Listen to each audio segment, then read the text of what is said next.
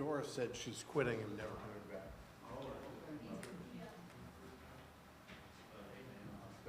Oh, right down the gutter.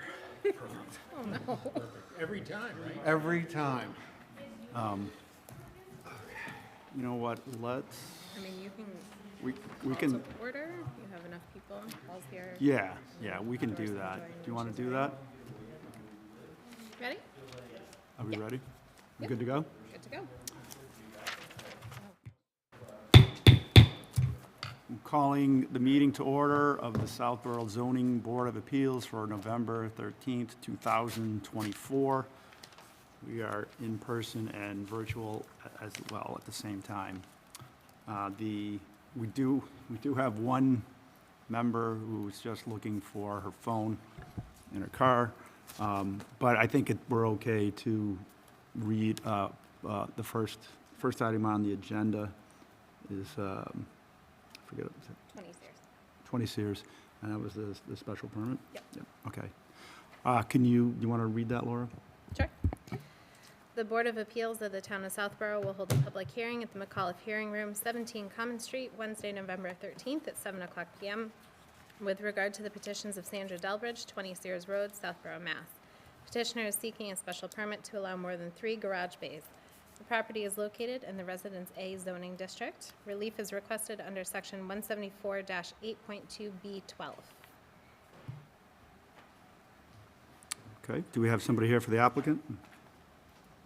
Ed Tucker, representing the owner. Okay.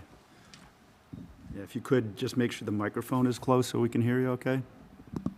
And I'm sorry, sir, could you My just... name is Ed Tucker, Okay, representing the owner. okay, I'm also the builder. We're currently permitted and under construction for a residential building with a 2-car attached and a single-car detached garage. okay, The approximate size currently of the detached garage is 32 by 32, so it's an oversized. yep, And we're requesting a waiver to add a 4th bay to that structure, to the detached garage. to the detached garage. Detached, right. Yes. Right, so, So because there'll the be a house has a 2-car garage attached. 2-car attached, one 18-foot garage door. And the proposed, as you'll see in our plans, would be a detached garage, 32 by 32, with another 18-foot wide single door. Okay, all right. And so I think we probably understand it reasonably well. I know that neighborhood, it doesn't appear there's abutters that are very close. What do you have to, do you have anything to present tonight, or other than what has already been submitted? I have copies of what was submitted. Okay. If you'd like to see them. I'm not sure if you have Um, available to you. I have photographs of the property under construction, Okay, and I have plans, what we permitted, the Okay. single bay and the proposed 2-bay. and if I could ask, what was the driver behind going from the 2 with the 1 detached to decide to make the detached 2 cars instead of 1? For the reason? Yeah, The owner just wants more space. okay. And just to be clear, the entire property is under construction at this time? Correct. We're Okay. at the rough frame stage. Right, okay. I mean, my impression is what was submitted, including the photographs and the plans, pretty much paints the picture. But I'll just check with our board members to see if they do have. Recently, I think within the last 7 to 10 years, there's been a multiple precedents of other properties that. Yeah, have yeah, gone through that. we've had others before us that we have approved.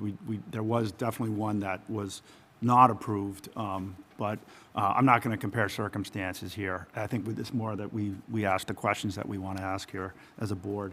So why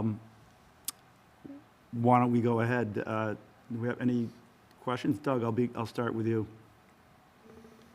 No questions. Okay, Not all mine. right. Jamie? Nothing. Nothing, okay. Doris?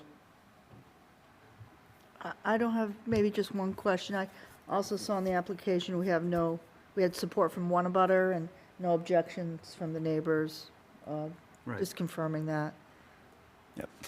Okay. Mike? Who's the current owner? Sandra Delbridge. Sandra Delbridge, okay. Okay. Yep. Yeah, I have no other questions Okay. on this. All right, and so at this point, I don't know if we have anybody that wants to speak from the public or another board, or somebody who may be dialed in. Do we have anybody raising a hand on Zoom? No, okay. I mean, as you said, this would not be the first time we've approved more than 3. My impression, as I think I've made clear, is this is a pretty spacious property. You're not, Correct. kind of pushing this onto somebody's yard or something. So, yeah, I don't think we obviously don't have much of an issue with that. Also, as well as being permitted through the building department, we have a Concom order of conditions with the existing 32 by 32 structure. Okay, so So they, we're not adding to anything in terms of size. yeah, so they have no issue with it. No. Right, okay. All right. If there's no other questions and nobody who wants to speak, then we'll take a motion to close the public hearing. Motion to close the public hearing for 3 Sears Road, 20. 20 Sears Road. 20 Sears Road. Seconded. All right, motion to close has been made and seconded. All in favor, say aye. Opposed, nay. Doug? Aye. Jamie? Aye. Doris? Aye. Mike? Aye. Williams, aye. Yep, Paul as well. And Paul, sorry. Jeez. Paul, I'm sorry. I see everybody to the left. We can't hear you.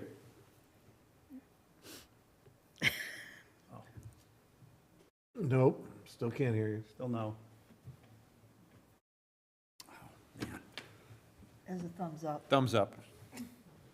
Paul, did you, He thumbed up. before I vote aye, did you have any questions? No, okay, all right. And do you also vote to close the public hearing? Okay, I'll take that as a yes. All right. Yeah, it's quasi-procedural. Worst case, you could leave a message, you could leave a message on the chat, the comment section. Correct. Just as a vote. Yeah. Might be a good idea. Yeah. Okay. Can't do that?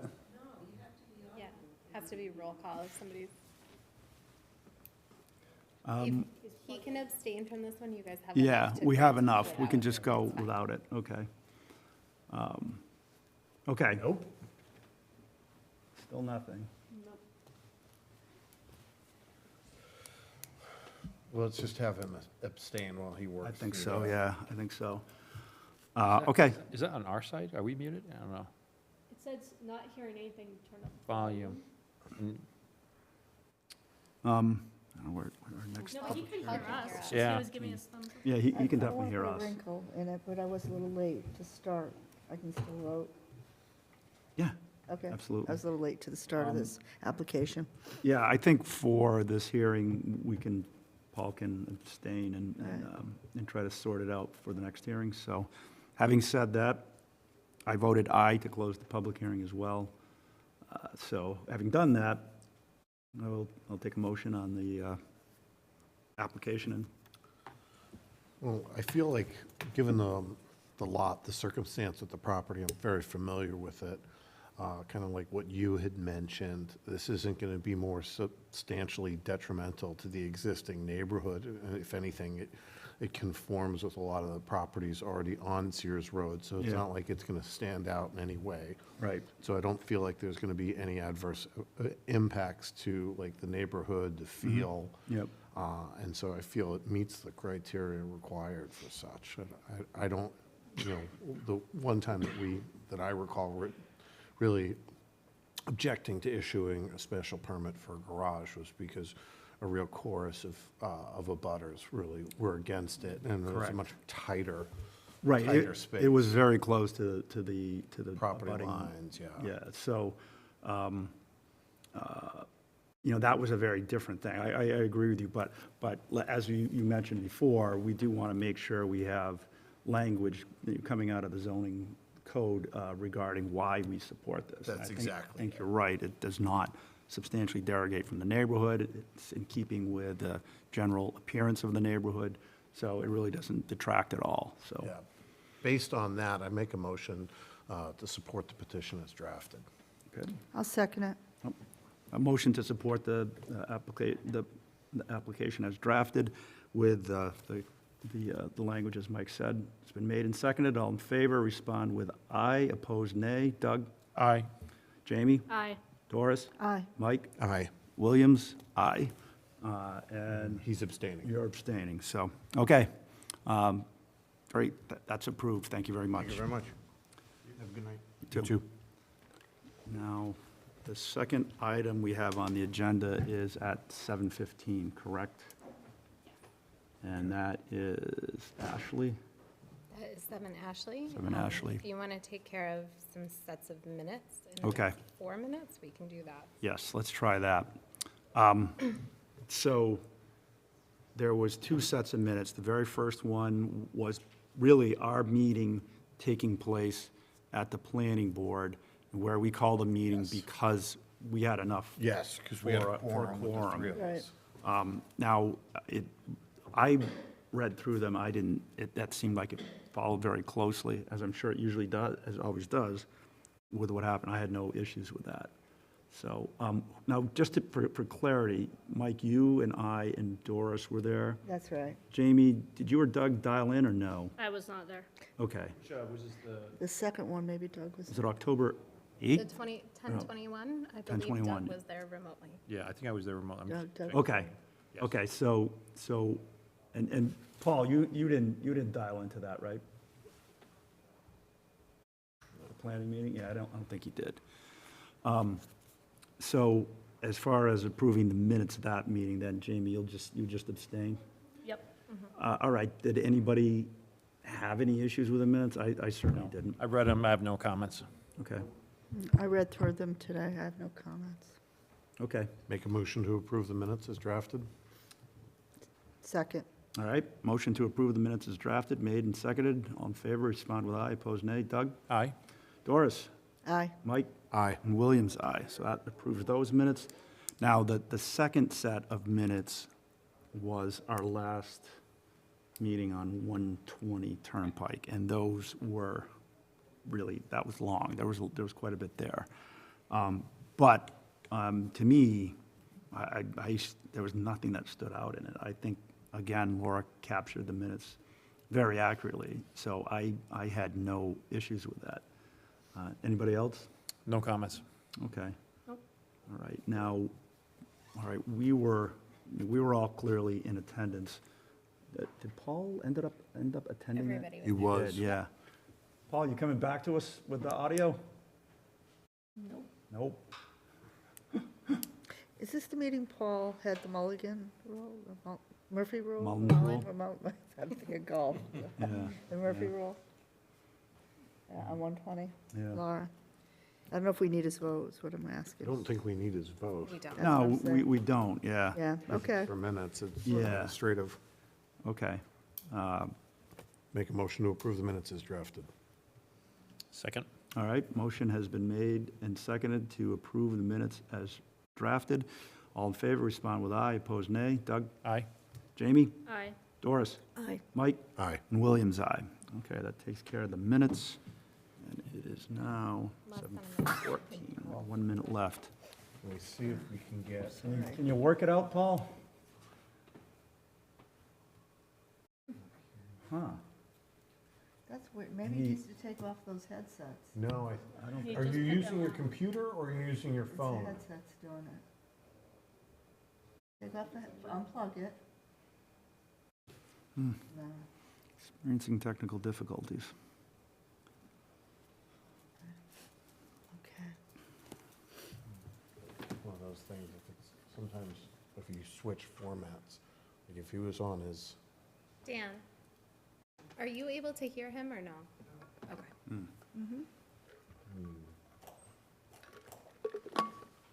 Try dialing back in, or no? With no headset.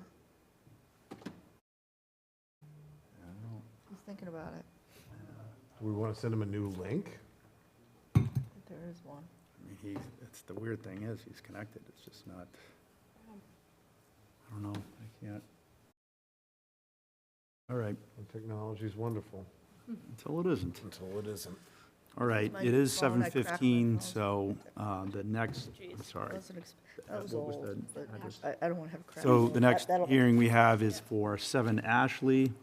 Laura, if you could read the public notice?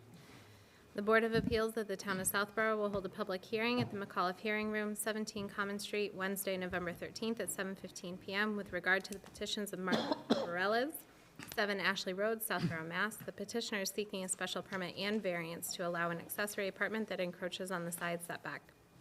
The property is located in the Residence A zoning district, and relief is requested under Section 174-9 and Section 174-8.2D3C. Thank you. Do we have somebody here for the applicant? Yes, my name's Ted Gowdy with Gowdy Group Design Build. I'm representing the applicant, Mark Okay. and Ellen Borleys. Okay.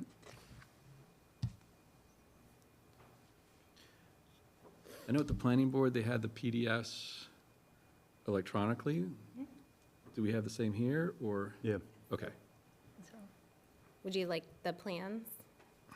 I think the best thing to do would be start with the photographs and kind of walk you through the property, because I think that helps understand why we put the Sure. addition where we did, and then we can go to the site plan, and then we can go to the plans.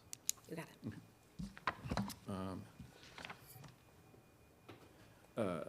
Right, so this, the first photo here starts at the bottom of the hill. It's a shared driveway between 7 Ashley and 9 Ashley. If you can go to the next slide. And then, you go up the hill a little bit, maybe 150, 200 feet, and it splits. And so the property in question, 7 Ashley, is on the right-hand side. Keep going. And this is from the front lawn. The addition will be above the garage and to the left of the garage. Keep going. And here's a better view of the garage. So basically, with that arbor structure there, the addition / accessory unit is going to be over that garage space. We're adding one more car garage, which will be for the use of the accessory dwelling unit, which will be roughly where that arbor unit is there. Go to the next one, another front yard view, kind of getting the sense of the architecture of the space. And the side yard that will have a new addition on it. Backyard. Getting to the left-hand side of the house.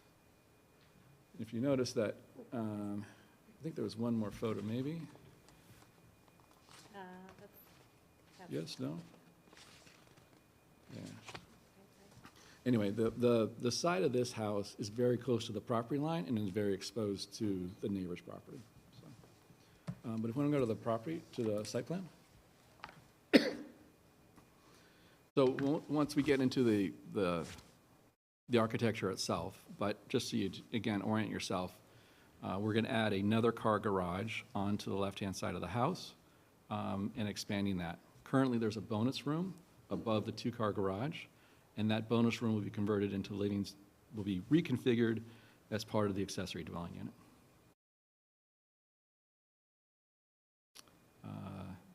You can just breeze through the existing architecture. I think we've already seen that. And then Oop, is that, back up. I went right past it, You're sorry.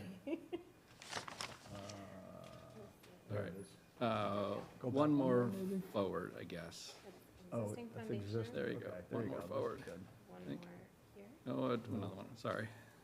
Oh, sorry. It's okay. Oh, God. Oop. So not the elevations, floor plan. Yeah, I was going to go to the floor plan. Okay. So, the idea is we're going to add this 1-car garage. There'll be a path around the left-hand side to the primary entrance into the accessory dwelling unit, which is above all the garage space, which will be in the back. And so that staircase will be their primary entrance into the dwelling unit. We'll see this in the future slide as well. There's a staircase on the left. Given the recent zoning changes regarding accessory dwelling units and how the code is interpreting that, we worked with the the building official that we really need its own egress, secondary egress from the building, which is a spiral staircase off the bedroom. And that we're not using any ingress into the existing house as a secondary means of egress from the residence or the apartment. You want to go to the next slide? So this is the unit. So where the living, eating, kitchen, bath is currently a bonus room over the space. And there's currently a door between it and the main part of the house, and where the studio is and the study is a current bedroom for the existing house. So we're not changing the bedroom count. We're basically eliminating a bedroom on the existing house and adding a bedroom in the accessory apartment. So we remain a 4-bedroom residence. There's a 1-hour fire separation between the 2 units. So there is some studio space which is accessible to the accessory apartment, but it's not part of the accessory apartment. It's kind of still, from a code standpoint, building code standpoint, part of the main house. And so it's a 1-bedroom, walk-in closet, kitchen, eating, living space with its own entrance off the back and a 3-season porch off the back of the house. Kind of just going through the square footage table there. The total of the existing finished square foot is 5,055 for the whole house. There's actually a 3rd floor attic in this house. So we're adding 660 square feet. We're adding 392 square feet. So a total, we're adding 660. The garage bay is another 392. The total finished space is 5,715. 25% of that is 1,428. Our in-law space is 1,140. So we're about 20% of the total space, post renovation, and the limit is 25%. There's some other details here with regard to compliance with the bylaw, which we do. I think that kind of covers my presentation with regard to the special permit aspect of it. So the other pieces of this is that we're asking for a variance. I think maybe if you can go back to the site plan. Bear with my scrolling. There we go. There we go. Yeah.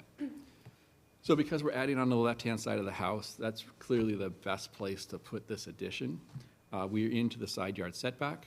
We're now at 13.7 feet for the building and 8.7 feet for the spiral staircase that we're adding. My client has spoken with Mr. Worcester from the abutters, and there is a letter in the file with Mr. Worcester's support for the project. So from that standpoint, I think we're in good terms. And if you remember back from the photos, the 2 properties sit apart. My client's property sits up a little bit above. There's trees in between. I don't think there's going to be any impact anyway, but we do have their support. They don't really align, right? They're really kind of There's no different. alignment. Yeah. There's no, if Mr. Worcester sold his house and somebody else came in, there's no real impact on this side of the house. So.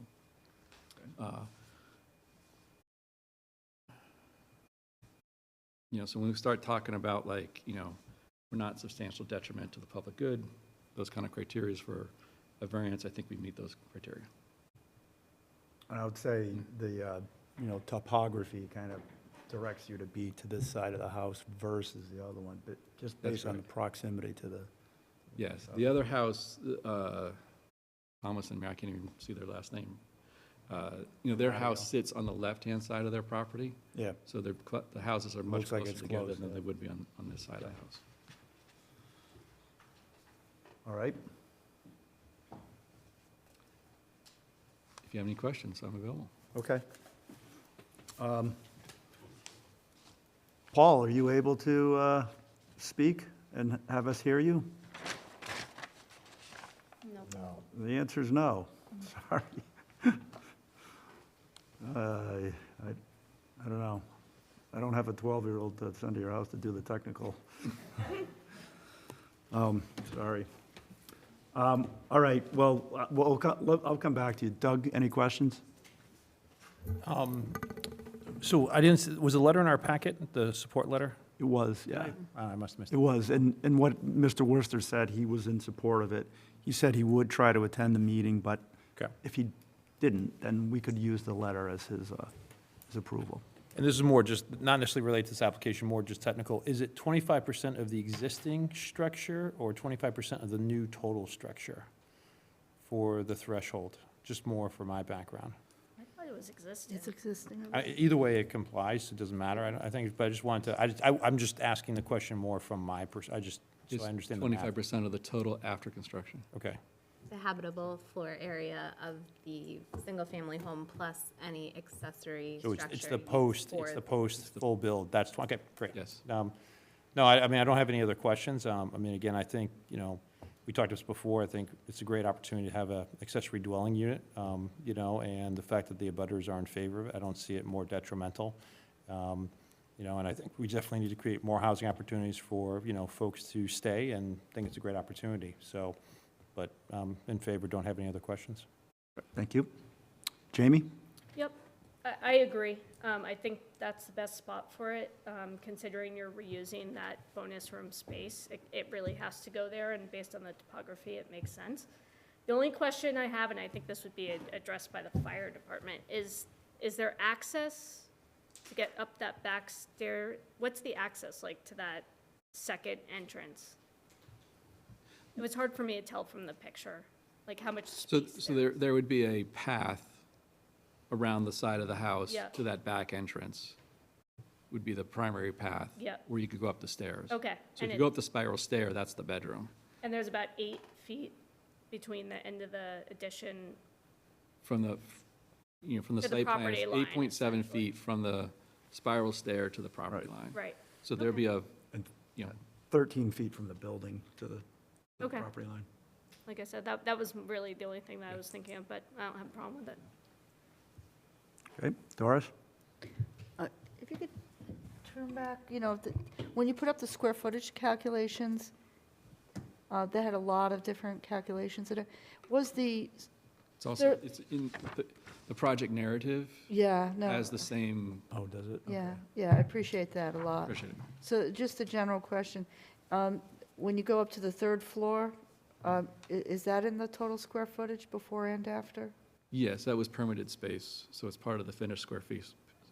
It was permitted space, so that's what would drive the calculation below the 25%. Would that be a correct way to put that? I think so, yeah, yeah. I think so. I think Yeah, that's I mean, it's acceptable. permitted But habitable space. it's So permanent part of the habitable. finished It is square part of the footage of space, the house, okay. correct. I'm generally, other than it's very tight on the line on the left side, I kind of see it as a hardship to put it, down below the grading. You're not going to be able to locate it there, and then you're not going to be able to get a car up easily. There's no egress outside the garage to the back. They're going to have a pathway. The garage, on the extra garage, which isn't habitable space. There's no, There's no egress Currently, out the back of that garage.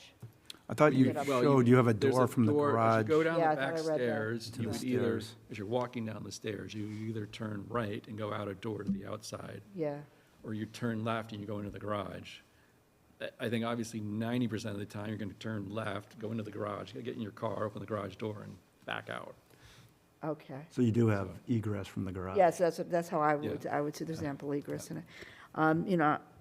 Just on the surface, I think it's a wonderful use of extra space. There's a good narrative about the use of the space with the parents going to initially go up into the accessory apartment, and then the view of the state with the change in the regulation coming up this winter.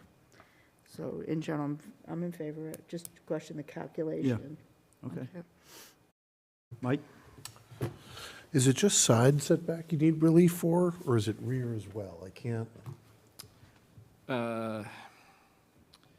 That would probably be a technical question for the building official. I would consider still that we're in the side setback. You could make an argument it's the rear setback. But he know didn't, that the, Mike, where the pergola, the question is the line that's kind of parallel to the pergola there. you- That's what I was Is it trying the to, side yard or the rear yard? Oh, Laura has something to add here. So I did ask Chris about this because I had the same question, and it is the side Okay. setback.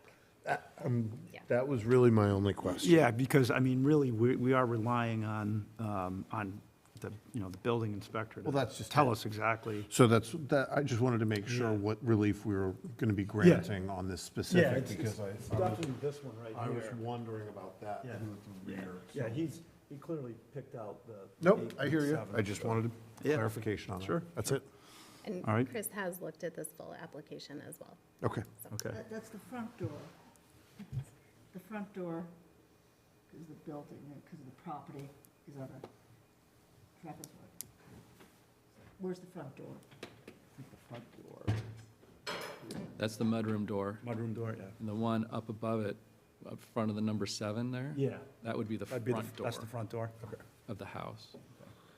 Oh, Okay. I can see why you think that's the back. Okay. Paul, second chance? Yeah, sorry. It's not working for you tonight, pal. All right. And do we have anybody with a hand raised or anybody from the public who wants to comment or ask questions? I have no hands raised. Okay, all right. In that case, I think we could probably take a motion to close the public hearing. I make a motion to close the public hearing for 7 Ashley Road, application, accessory apartment. Second. All right, motion to close the public hearing has been made and seconded. All in favor, respond with aye. Opposed, nay. Doug? Aye. Jamie? Aye. Doris? Aye. Mike? Aye. And Williams, aye. And Paul, you're going to have to abstain, sorry. So I think, the same thing here, Mike, in terms of doesn't, derogate, from the neighborhood. I think we see how it fits in with the neighborhood, keeping in the character of it in general. We could mention, the hardship of the topography. Yeah, I think it's Really, important. I think it's important that, especially when we. especially for the variance, I'd say, yeah. That's exactly it. Yep. That's exactly it. Is we just really want to make sure our decisions are touching upon the law and making sure we have sufficient justification for both either approval or denial. Yeah. I feel that given the lot's size, its shape, its intended use, the encroachment, while there, it's about, 16 and change feet relief that the petitioner's going Yeah. to be seeking from a side setback perspective. I think given those circumstances, I'm in favor of moving forward with the application unless there's a strong objection to from another board member. Right, okay, No objections. No Great, objection. great precedent for potentially my kids yeah. and me. Won't be back in front of me. That's it. Ben won't dig a ditch for me. All right, so in that case, do we have a motion to approve the special permit and the variance? Variance. I just had a small technical problem. I'm pretty sure this doesn't clear the 5% rule. We are well under the 5%. Right, just to affirm it for the decision. Yep, we Okay. are approximately 1% last time I checked. Oh, it's a sorry, good what- Yeah, I question. think so, yeah. Just, I So wanna there's make- a stipulation in the bylaw that the number of accessory apartments cannot exceed 5% Oh, as right, single-family homes. right. We are well below that. Yeah, right. Okay. Just affirming it so we make the decision. Great. And there's no other accessory apartments on the property. Just Correct. to Make sure we clear the, No, that's a really good point. no, I've read that bylaw so many times. Okay. Do we have a motion? I make a motion to approve the special permit and variance. Okay. Motion to approve the special, Second. second, sorry, special permit and variance as written in the application, made and seconded. All in favor, respond with aye. Opposed, nay. Doug? Aye. Jamie? Aye. Doris? Aye, Mike? Aye. And Williams, aye. Okay, thank you very much. thank you. It's you very approved. All right. And we What are, else we got up? What else is up? our next, this is 7:30, right? Yeah, We got okay. to 250 Turnpike. Ah, yes. Okay.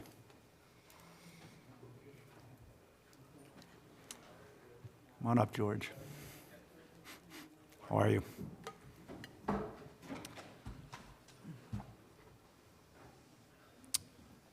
So the next item on the agenda is 250 Turnpike Road, the application for 40B. Mr. Chairman, we'd like to request that the hearing be continued. We hope by towards the end of next week, to be in a position to submit plan set. Prior to submitting the plan set, we're going to share it with the abutters attorney and the abutters, Okay. see what their comments are. If we can comply with their comments, we'll revise them. If we can't, we'll discuss it with them. And if that becomes a problem, we'll let the board know. So we were looking at the December 16th date. 18th, I believe. 18th, I apologize, thanks, Laura. As whether or not that would be an appropriate date to continue on the assumption that we submit the plans December 18th. December 18th, yeah. We believe there's a regularly scheduled ZBA hearing then. Yeah, Do we have that? Yep, okay. and that's it, and we understand, and we need to get you a letter to extend the, Yeah, I was going to say, we're definitely going to need an extension here, there's no question, right? Laura, what's the deadline right now? The deadline right now is January 31st, 2025. What do you want to do? If there's no opposition to just waiting to extend the deadline at this point until we know how long we have to extend it, we're definitely open to an extension. Obviously, it's required here. It's probably better taken up at the next hearing when we have a better idea as to how long of an extension we need. Okay. I mean, I don't know that I object to that. Jay, you don't see any problem with that, would you? I mean, you said January 31? Yes.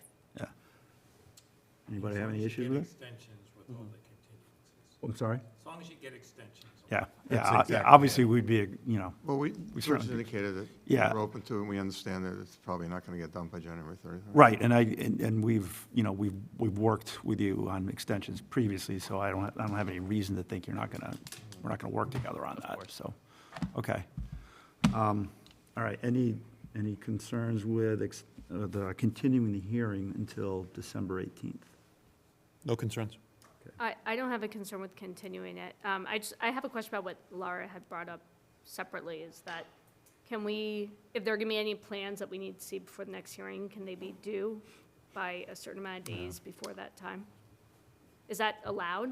I don't think, we cannot require that, You as can't far We as can- my we understanding. can- We we can- strongly We could encourage. ask, yeah.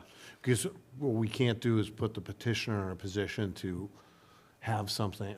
I hear what you're saying, but I saw that email as well. Unless Jay says something differently, we can't compel the petitioners to say it has to be, we have to have these documents, or else then we're pushing the meeting back. Yeah, I We mean, have that Jay, the ability. nature of that is just, can we have our documentation in order sooner, but it's, You can require that they get information within a certain period of time from the hearing. That doesn't mean you can unilaterally, is your mic on?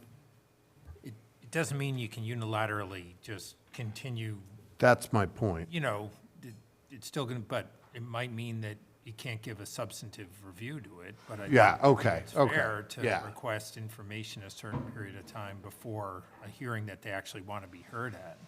I agree with Jay. I mean, we've indicated our intention by the end of next week to submit a plan set to you. Right. If that, and I would assume you're continuing the hearing based on that assumption. Correct. Okay, I understand the following week is Thanksgiving week, so, I mean, we're aware of all that kind of calendar stuff. Yeah. All right? Yeah. If it doesn't happen, yeah. I think it's coming from not even that specific example, just in general, right? We keep getting things the day of the hearing. And it's hard from an administrative perspective for Laura, and it's hard for us, and it's hard for the public to know what's going on when that happens. I agree. So- I agree, no problem. That- Okay. Do we have anything else scheduled, or is it too soon to say? So the only other thing is the variance modification application that the applicants have submitted for 120 Turnpike, which I was going to bring up later, but So- that So should be we quick. we'll have at least something on the agenda that evening. That's the only thing, Yeah, other than yeah. that, the deadline's. Yeah, I mean, the other Where I was going with that is if, you're not ready then, and we scheduled something, that's the only thing on the agenda, I mean, it feels more like a waste of time, but we already have something that we need to hear that night, then I think that's less of an issue. Doris, no issues? No, I don't have any issue with the continuance. Mike, no? Okay. So you'll, well, no, in terms of extending it, we're not gonna do that yet, but we're all good with continuing to the 18th. Yes, Okay, thank you. all right. Make a motion to continue the hearing as requested. Second. All right. Motion to continue the hearing until December 18th. We're going to say 7:50. Seven? You want to say, will the other one be on the agenda first? We can do 7:15. Okay, I'm going to say 7:15 As requested. as requested. All right, all in favor, respond with aye, opposed nay. Doug? Aye. Jamie? Aye, but can I add to make a request to get all documentation by December 10th? That's going to be reviewed at that hearing? Duly noted. Understood. Okay. Okay. I love it. Doris? Aye. Aye. Aye. All right, Williams, aye. Okay, great. All right, that'll be continued to January 18th, December. sorry, December 18th 7:15. with documentation. I think it's just noted in the minutes here, 12:10. And you don't see a problem with that, right? Right, George? No, Yeah, okay. and sorry, like Lou had previously mentioned, we intend to get the documents to you by middle or end of next week. So there should be plenty of time before the next hearing. Thank you. Okay. We want the peer review to have ample time to review them, too. So we don't want to be in that night before position, or they Yeah. can do it. That doesn't help the hearing move forward. No. David, can I just, so everybody is on the same page with timeline, our peer reviewers have told us that they need 2 to 3 weeks from the receipt of all materials, especially the peer reviewer that we have selected for civil site and stormwater said they won't begin the review until they have everything. So if we get things piecemeal, they can't start the review. And they So said we 2 to 3 weeks. 2 to 3 weeks for that. Just so we can all know what to expect. And everything means plans and waivers list? I would say for 250, everything, because Okay. you We'll guys touch are base. kind of starting from scratch on that one. Mm-hmm, understood, thank you. Thank you. Yeah. I don't want to put a wrinkle in it. You're 5 weeks out, and we have a week of Thanksgiving in there, so. Okay. Okay, I'm just going to put a wrinkle in. So the peer reviewers need 2 to 3 weeks, then they get it, and then various boards have to have input. Is there enough time? I If I mean, may, I'm going to try to, of course. Mr. Chair, if we're approaching December 18th and we see that maybe peer review is nowhere near completed, we may ask for a continuation to sometime in January, or a date where we think we'd have something substantive to talk about. Right. And we could probably do that by, we have to be here for the 18th anyways for Right. the variance. Mhm. So if we're not ready to talk on the 18th pertaining to 250, then we'll just continue it again. Yeah, and I mean, there's nothing that says that there might not be something that had been identified at that point that we could talk about, even if you can't close it, right? I mean, Correct. so can I always don't, talk. I don't really see it as an issue, and we still, our date to close the public hearing is still January 31, so I think we'd be okay. I think so. Okay, thank you for that. All right, I think that's it for 250 then. We've continued the hearing to December 18th. So the next item we have on the agenda is 120 Turnpike Road, and there's actually, what is this, are there two parts of it? Comprehensive permit and special permit A special modification. permit, yep. So, I mean, this is one, there's been, quite a bit of documentation that we've just gotten. I've got, the latest comments from Lucas. And we've got the Conservation Commission, and actually we got lighting plans and landscape plans today Conservation has some comments on that. I don't know where you want to, where we want to begin. I was going to suggest we could just look at what Lucas had and see what remains open. Yeah, that's fine with us. Okay, all right. Should we have the peer reviewer? Yes, address? please, yeah. Yep, right ahead.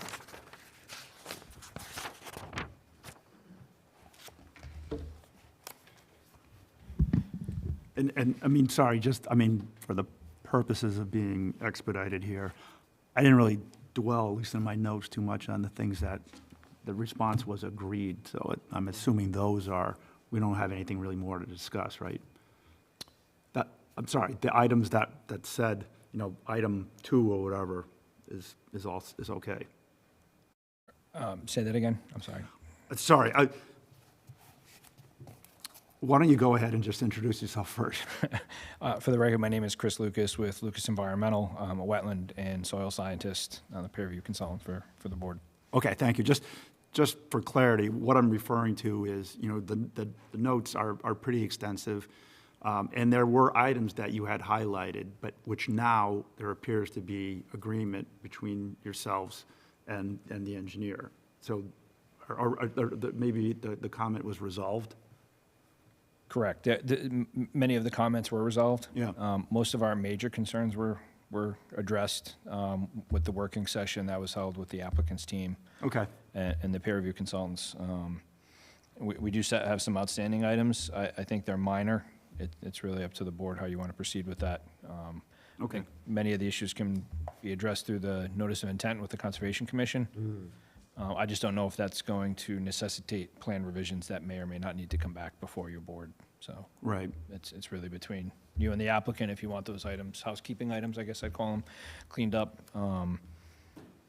There's still some concerns with the delineation. I think generally shown it's okay, but we need to button that up for the notice of intent with the Conservation Commission. Okay. So you had the wetland C, you said agreed resource area flags missing should be confirmed through NOI. That's what you're saying, as long as we have the flags confirmed for the NOI. I think so. For that example, the flagging, they did agree that the pond was a jurisdictional resource area. The delineation they have shown on the plan is mostly from 2022. We've reviewed portions of the line from 2024 delineation. So right now, the plan's not showing the current delineation that's in the field. Those are things we'd like to see cleaned up. Whether it's appropriate for your board or not, I'll leave that to you to decide, but that would be something that will need to be addressed for the notice of intent process. Yeah, I mean, that feels like something that we could condition. Right. You're going to go through the NOI anyway. Okay. And one of the other wetland issues, that seepage slope. Yeah. Joe Orzel from my office, another professional wetland scientist, actually was able to stop by the site and take a look at that on November 7th. He didn't look at it in detail. He does believe the delineation is smaller in area than the actual seepage slope. He did note that, this was discussed during the working session, that there was historically some disturbance in that area, and it looks like there was recent disturbance in the area. Again, that should be resolved through the notice of intent process. We were just suggesting, I think the applicant had agreed to this during the working session, was that whatever the final size of that area would be mitigated 2-to-1 on site. Right. There's room there, and then through the notice of intent, we'll work out appropriate mitigation area. The location they've identified looks a little awkward on the plan, so when we go back with Goddard Consulting, we can see if that's an appropriate area, and if not, identify a better location. Is that area regulated under the WPA? Or is it isolated? The seepage slope area? is isolated, so that would not be regulated under the Wetlands So it's Protection not Act. going to get picked up under the NOI? If that's the case. It would only get picked up here. It would get picked up here, and the applicant has been amenable through the working session. They can speak to that, but they agreed during the working session that we would reach an agreement on that area, and then they would mitigate it 2-to-1. But it is locally jurisdictional only. All right, so the working solution for this board to consider in any conditions is that there's going to have to be a satisfactory replication plan presented, reviewed, post-permit by you ostensibly, right? Correct. We've been engaged to review the notice of intent with our contract with the Town of Southborough Conservation Commission. Right, but from this board's perspective, going forward, if it's not jurisdictional before the Concom, they have to impose a condition here for review and, you know, retain you or whoever through a peer review process. But they're gonna have to provide a plan that satisfies you, because it's not something that's gonna come up in the notice of intent process. Correct. I mean, if you waive, but they. I mean, if they've agreed to provide the replication, then we're waiving the, you know, essentially the eradication of a resource area locally defined, okay? Right. And if the professionals agree that it can be replicated in a 2-to-1, but there's no replication shown on a plan yet, then we've got to come up with a condition for that. Correct. Yeah, we would recommend a condition, Okay. since all parties seem amenable to it, and would recommend a condition that get reviewed. I don't know if it would be appropriate to do it through the notice of intent. It wouldn't be that much It more wouldn't effort for be, us. because they've got no jurisdiction over it there. Right. Yeah. It could only be done here. Okay. I mean, we can't, it's jurisdictional, so, I mean, they might voluntarily look at it, but technically, the 40B process Right. bifurcates that. So I just want to make sure we catch it. If it gets caught there too and everyone's happy, then great, Right. you know, but I think we're probably going to come first, likely, Correct. so we want to just make sure we cover it. Mr. Chairman, I think the condition that Jay's talking about, that it would be, the area would be, you know, replicated 2-to-1. 2-to-1, yeah. It's a reasonable condition, and obviously, like any other condition, you submit the plan and somebody at the town's end has to, Right. you know, confirm that it's 2-to-1. And Right. yes, Yeah. I don't have any problems with what Jay's saying, and I agree that it's not going to get covered by the WPA. Right. It's got to get covered here, but I think we resolved it, that we're willing to do it. Okay. We have it stand at 2-to-1, that's fairly empirical, you know. And I think the Concom commented on the very same thing. I think they're pretty much in agreement with what's being said here as far as, so. But I think your only point is, like, that's not subject to the NOI, so somebody has to review it at some point.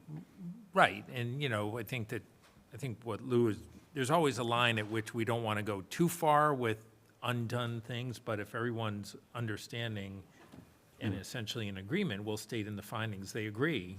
Yeah. Unless they want to do it now, but we'd need a continuance to get those plans in. But if they're satisfied that a post-permit condition works there, then. Jay, it's on the plan. We've replicated it already, so we can discuss it tonight. But I don't know if that's been qualitatively reviewed yet by Lucas. Correct. The location, that's helpful, George, don't get me wrong, I'm glad you guys have done the work, but we're gonna still need a qualitative review there, post-permit. Yeah, We're agreeable to the replication. Okay. It may be shown on the plan already. Lucas may have to review it after tonight, but no matter what, I think we're all saying the same thing. okay, Yeah, that's helpful. okay. Agreed. Okay. We did have a disagreement, comment number 6, on wetland A, whether or not it's an outstanding resource water, which has additional protections to it. We still believe it is an outstanding resource water. Excuse me just a second. Laura, could you pull up the site plan for me? Just,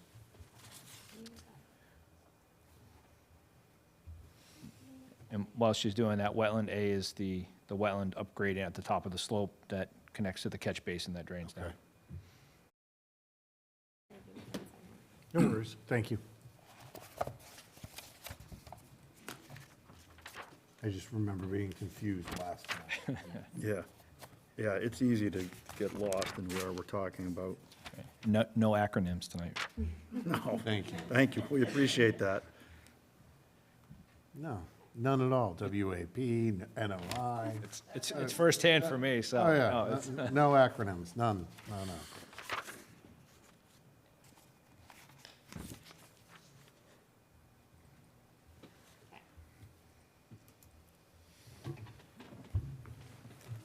colorblind person, this is awesome. So the, again, the wetland, the wetland A. Wetland A is this wetland here. Ah, okay. That's wetland A up on the slope here. And could you just, sorry, go ahead. And then the green, this line here is the 100-foot buffer zone, and this is the local 20-foot buffer zone offset from that wetland. We still believe it's outstanding resource water, which has implications for the sand filter and the leaching system. So the applicant has relocated the sand filter. It was originally proposed here in the 100-foot buffer zone next to the leach field. It was proposed here, and they've relocated it outside the 100-foot buffer zone.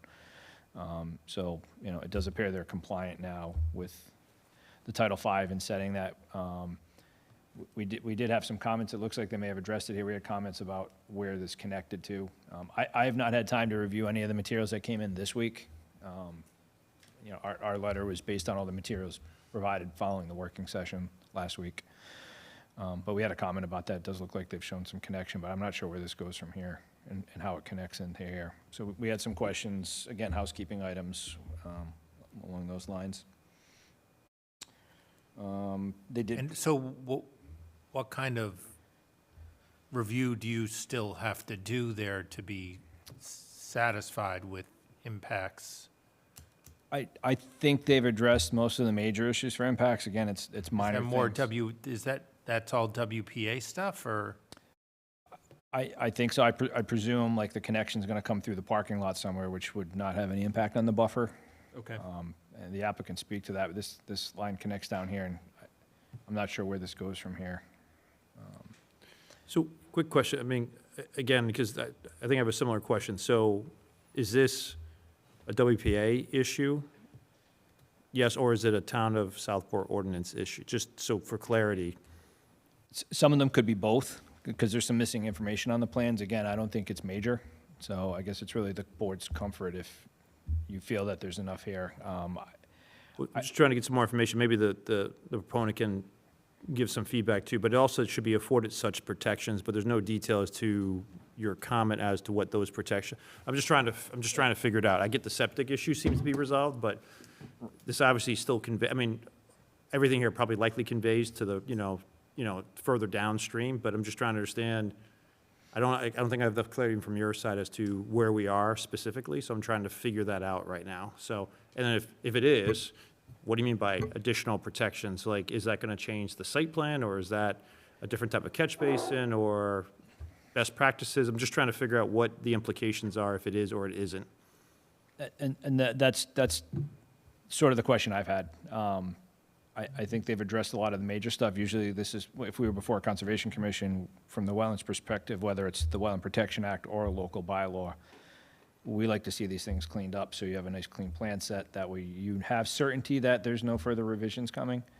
I know there's timelines and deadlines with this board trying to work this and either condition it or set it. These things will have to be addressed. I don't know the urgency from the applicant side to address them, but as far as this thing, I don't believe there'd be any significant impact in here. You know, this buffer zone is down gradient of the wetland, so, you know, anything done in here, it's not going uphill. So, you know, and they've got protections in the parking lot and with erosion controls and things, so I don't foresee it being a major issue. But I don't have all the information to definitively say it's not a problem. But looking at it, generally speaking, I think it's okay. And this is where, you know, we'd like to see the housekeeping items cleaned up. But, you know, I think a lot of these things could be conditioned, you know, and if they have to come back, that's on the applicant's burden. If they have to come back if something changes because of a detail such as that. Okay. They did provide the buffer zone table as we've requested. I think that's appropriate. We did have questions about how the leaching field and the sand filter and the grading might affect the hydrology to wetland A. During the working session, Mike Scott and LDC seemed to be of the opinion that it probably won't adversely affect it. They'll need some further documentation, which they felt could be addressed through the notice of intent process. So we'll defer to them on that, but indicators are based on the changes in the plan revisions. They don't anticipate any adverse effect to wetland A and the hydrology from the work being done up on the hill, so. And again, that would be something done through Conservation Commission, just to provide some additional documentation there on the drainage. They had, comment number 12, they had some, a response on the landscape plans about using a detention basin seed mix in the ponds. We recommend wetland seed mix. It's detention mix, they've got more upland species that may not survive in there, so we would recommend a different seed mix. Again, minor detail. And then we also recommended maybe exploring some additional erosion controls at those locations, because they proposed some additional seeding in case there was an inadvertent impact. We just recommend that they shore it up and have additional erosion controls to make sure there are no inadvertent impacts there. Yeah. Whatever they need to do at the time of construction to ensure you don't need a rogue operator clearing trees or doing something that they shouldn't be doing there. We had some comments on the erosion controls. There's a temporary settling basins provided near Wetland C. We think that will probably require a little further detail during the NOI, Notice of Intent Review process with the Conservation Commission, just because it's so close to the resource area. And that would be subject to the NOI. That would be subject to the NOI. The construction exit mat wasn't labeled and proposed. They may have cleaned these up on the revised set that came in, but there were some minor comments on the construction exit mat and location over the 6-inch force main. So again, minor details. So where was Wetland C again, if you could? Wetland C is the pond, Okay. and Wetland D is located here. Wetland D and I are the small isolated wetlands to the right here, which is to the, is that the east? I don't see the north arrow here. I look at a lot of plans, I can't. On C, they're completely out of the 20 now, around C? They are not completely out of the 20. They've moved back on this area to over here. They've moved outside the 20-foot here. I did have a comment. I think it was the line typing with the erosion control was clipping the 20. We see that a lot in plans. Sometimes the line type, they're not really in the 20, but the line typing is so bold, it shows it that way. We asked for clarification on that. But they have work over here in the existing parking lot where they're redeveloping. Some work will be in the 20-foot here. But in terms of new disturbance in the 20, is it just on that extreme right side there with that? It would be here for the riprap and this drainage, as well as the pathway to get to the replication area. There's steep banks along here, so we're going to take a look with Goddard Consultants and see if there's a better location here. Talking to Joe, it's not likely. There might be a better location in here. There's also a possibility, Joe had said there might be an area up in Wetland A that could be mitigated. But again, we have to see if So that's access is- something, because That can be that done through- arises under the local, it arises also under the WPA, but that's something that you feel needs further review to satisfy on impacts to the resource area? That would be in the 100-foot buffer zone, which would be jurisdictional under the Wetland Protection Act. Right, but it's also within the 20, which is more protection locally. Correct. So if this was all one, you'd be looking to satisfy your concerns there, right? Correct. Okay. Yeah, the lines get blurred because we'll be looking at this under the Wetland Protection Act for the Conservation Commission for work in the 100 feet. And then we'd be looking at it for this board if you were to condition Right. the mitigation area to be the 2 to 1. More or- stringent protection Correct, here under that. Okay. correct. So should be a condition just to at least get that reviewed and adjusted for any lingering wetland impacts over there on that previously undisturbed area around Wetland C? Correct. My recommendation would be to have a condition that the seepage slope, which is located here. Oh, my battery dying. Been using this too much. This is the seepage slope here. We think it's a little bigger. My recommendation would be a condition that whatever the agreed upon size is mitigated 2 to 1 somewhere along Pond C or Wetland A. And then the impact table can be updated, and as long as there's a condition that can be done and that can be reviewed, I think fairly simply. There's room there to do it. Just a matter of exactly where in the best location to minimize impacts. This may not be the best location. But again, time is a constraint. We need to get out, meet with Goddard, and resolve that. Okay. So if everybody continues it, we could do it, but I know that's, that's a concern.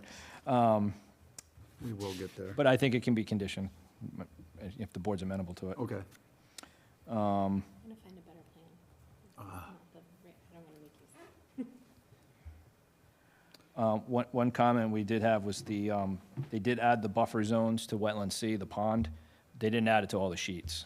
We typically like, Didn't add it to they all, didn't add it to all the plan sheets. Okay. The existing Didn't hear conditions you. plan. I believe Conservation commented on that today as well. I skimmed through their letter.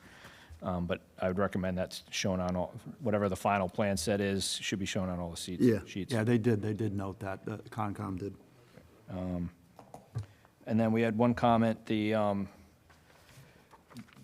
had requested a waiver to use non-native and cultivar species. We highly recommend against that. It's not common practice in the state. You know, there's a lot of protocols to prevent the, non-natives or cultivars from spreading. We recommend the use of native species only. The applicant, I believe, indicated during the working session that they were amenable to that. I know landscape plans came in. I haven't reviewed them to see if they made that change. Right. I would just confirm tonight that they did make that change, and if not, I would recommend against the use of non-native species. Yeah, I thought that was one of the items that seemed like that's fairly significant, and I'm sure there's going to be other people here who want to see that as Right. well. I don't know. I read that, it was on my, when I read the waivers. I'm not in favor Correct. of removing, yeah, absolutely. It was on my list. It's on my list. Yeah. We have to have native plants. But we can condition that, I'm assuming. Okay, Yeah. You- right. Or just not approve that waiver, Yeah. right? And then just more out of curiosity, does the WPA require native species only, or does the Wetlands Protection Act silent on that, just for clarity? I know it's in our bylaw, but I'm just curious. I know it's specifically referenced when we're doing wetland replication. There's a target to not have invasive species in a replication area. It is common with the Conservation Commission in this town. I can't speak for the commission, but in my experience working here for the last 14 years as a peer review consultant. I get that I was more of a question, does the WA require native species or not, just for clarity? Wetland replication, yes. Yeah, okay, thank you. But I would recommend against, and this is a fairly simple thing. There's thousands of species you can use. This would be an easy resolution to use. But it's a good idea across the board, regardless of whether or not there's specificity as to certain areas, right? Correct. I would recommend against it anywhere on site, because they spread. They could eventually get into a wetland, create an adverse effect. Okay. And then we had a comment about the waiver list not being revised. I did receive an updated waiver list, and that does appear appropriate. It was specific to the local bylaw. It was the waiver 174-13B 10C. I'm sorry, nope, that's the, pardon me, hold on. That's the native. There's a lot of materials here. It's the wetland on the local wetlands bylaw. So I don't have the number in front of me. I believe they've appropriately updated that with the revision we received. So I did look at that before the hearing. And then the last two minor comments, they proposed an irrigation well in proximity to wetland C. It was pretty close to the wetland. We recommended outside the 100-foot buffer zone. The applicant was amenable to that. If the plans don't reflect that, I would just recommend a condition or something, that's relocated. And then again, there was some cleanup of the buffer zones on some of the sheets. That's generally it. That's generally it. Yeah, okay. Yeah, we did, what was the date on this? I think it was yesterday that we got an updated waivers list.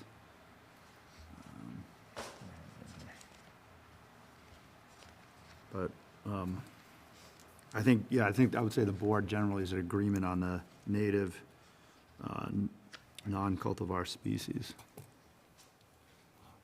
I had a question. I don't know if it's related to that or not. But there was also a waiver, I think it was like for an irrigation system. And is that related? Because it said something about they would have non-drought withstanding species, which I'm assuming was the non-native species. And I didn't know if those waivers went together, or I guess I didn't fully understand the reasoning for that waiver. I'm not sure which waiver that, I only reviewed the waiver for Chapter 170, the Wetlands Protection, 170-2 for the jurisdiction. That was the only applicable one for the review I conducted. Yeah, it may not be. So it may have been a different Just- waiver. I thought I had both those highlighted, that It's the water supply irrigation system and the nave species. I was curious about those. Okay. I mean, with the drought we're having now, irrigation is a good practice. I agree. You know, I know a lot of times there are warranties from landscapers when they install these, but if you have a drought going into the second year, you could lose quite a bit of planting, and if screening's important for, I know this site isn't a, yeah, it's not like you have a lot of residences here where screening's as important, but irrigation is a good practice for keeping plantings. I had a question. There's an area on the plan next to conservation then that the soil's going to be disturbed. Did that get resolved? Or the conservation had cited that there should be in a natural state on the donated land. Is that, if you're talking more about the Lot 4C? Yeah, Yeah, there's definitely a lot of comments on that saying yeah, it but shouldn't that be doesn't disturbed. overlap with your work. Yeah. I have not reviewed this for the open space Yeah. requirements there, so That's a different work. Yeah, I don't Yeah. think that would be your. that was not something your we thing reviewed. Yeah, to- but the to look at. disturbance of the soil doesn't overlap with your Right. comments. There, I mean, there is some work in the 100-foot buffer zone for, this work along wetland A here where they're grading into it, Right. but, you know, that, so we did review that, and we don't believe there'll be an adverse impact there to the wetland. But I didn't review it in relation to the open space agreement for the cut of Not the land. just really specifically the movement of the dirt. Correct. No significant impact. It doesn't appear so. Our only concern was the hydrology in that location. You know, with all the grading, could they affect the groundwater? LDC does not believe so, particularly with the relocation of the sand filter. The applicant has agreed through the notice of intent process to provide additional detail, so that can be addressed through the notice of intent. Okay.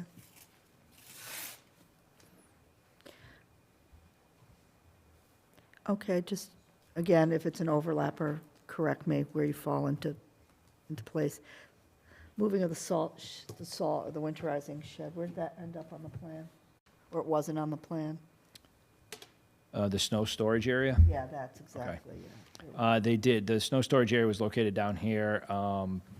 James can correct me if I'm wrong, but I believe it's up in this corner here, so I believe, I'm sorry, where is it now? it's located right There was some in this confusion area in here. the notes. So they pulled it much further away from the, so it's over by the garage, this area.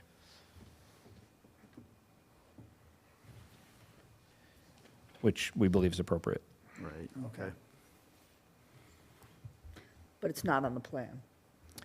They do have it labeled on one of the sheets, or a couple of the sheets. I'm not sure if Okay. it's on this one. So you feel, clean up. I did see a label for an area. They don't have, like a boundary shown, but they have snow storage labeled in that vicinity.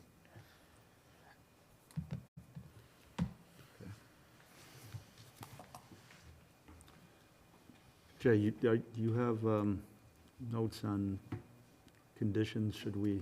Yeah, I mean, it will go, I'm keeping some notes. Yeah, obviously, we can go back and consult a bit. Yep.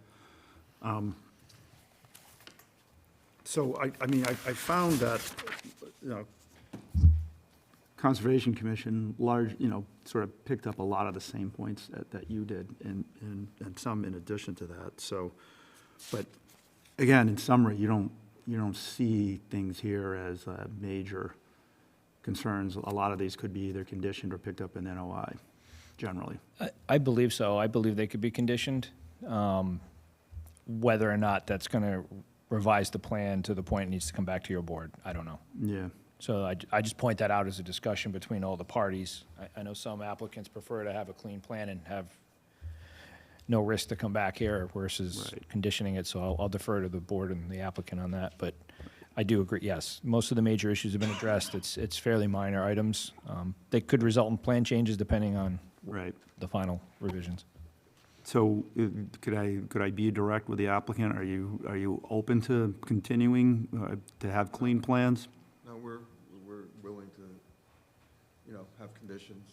Okay, so you're not, you'd rather go forward with conditioning things? You don't want to continue? Yeah, Okay. And even if I think Jay has been involved in many 40Bs, even if we were to further revise the plans. When it's all done, there's still going to be conditions. Yeah. We're going to have to subsequently Yeah. satisfy the board about. Yeah, I mean, just to be clear, I mean, I think this is okay. I think conservation is generally kind of okay, but there's definitely other concerns. This is not the extent of the things that were raised. I think a lot of it really is about the, you know, the donated area and the drainage swales and maintenance, who's responsible for maintenance and things like that. Well, you can call that out in your decision, you know, I mean, you know. Okay. Approach, I mean, no problem with that. Okay. Well, I expect we're probably going to hear from either other boards or other people tonight to just lend support to that, the things that were raised. I mean, that to me seemed like that we have the technical issues here, which seemed like we could condition everything. The donated land is, you know, there's just going to be some discussion on that, I would think, at a minimum, so. Most of what I heard tonight, and again, I'm not the wetlands expert, but I think most of those were somewhat empirical conditions that, you know, would have a reasonable standard to comply with.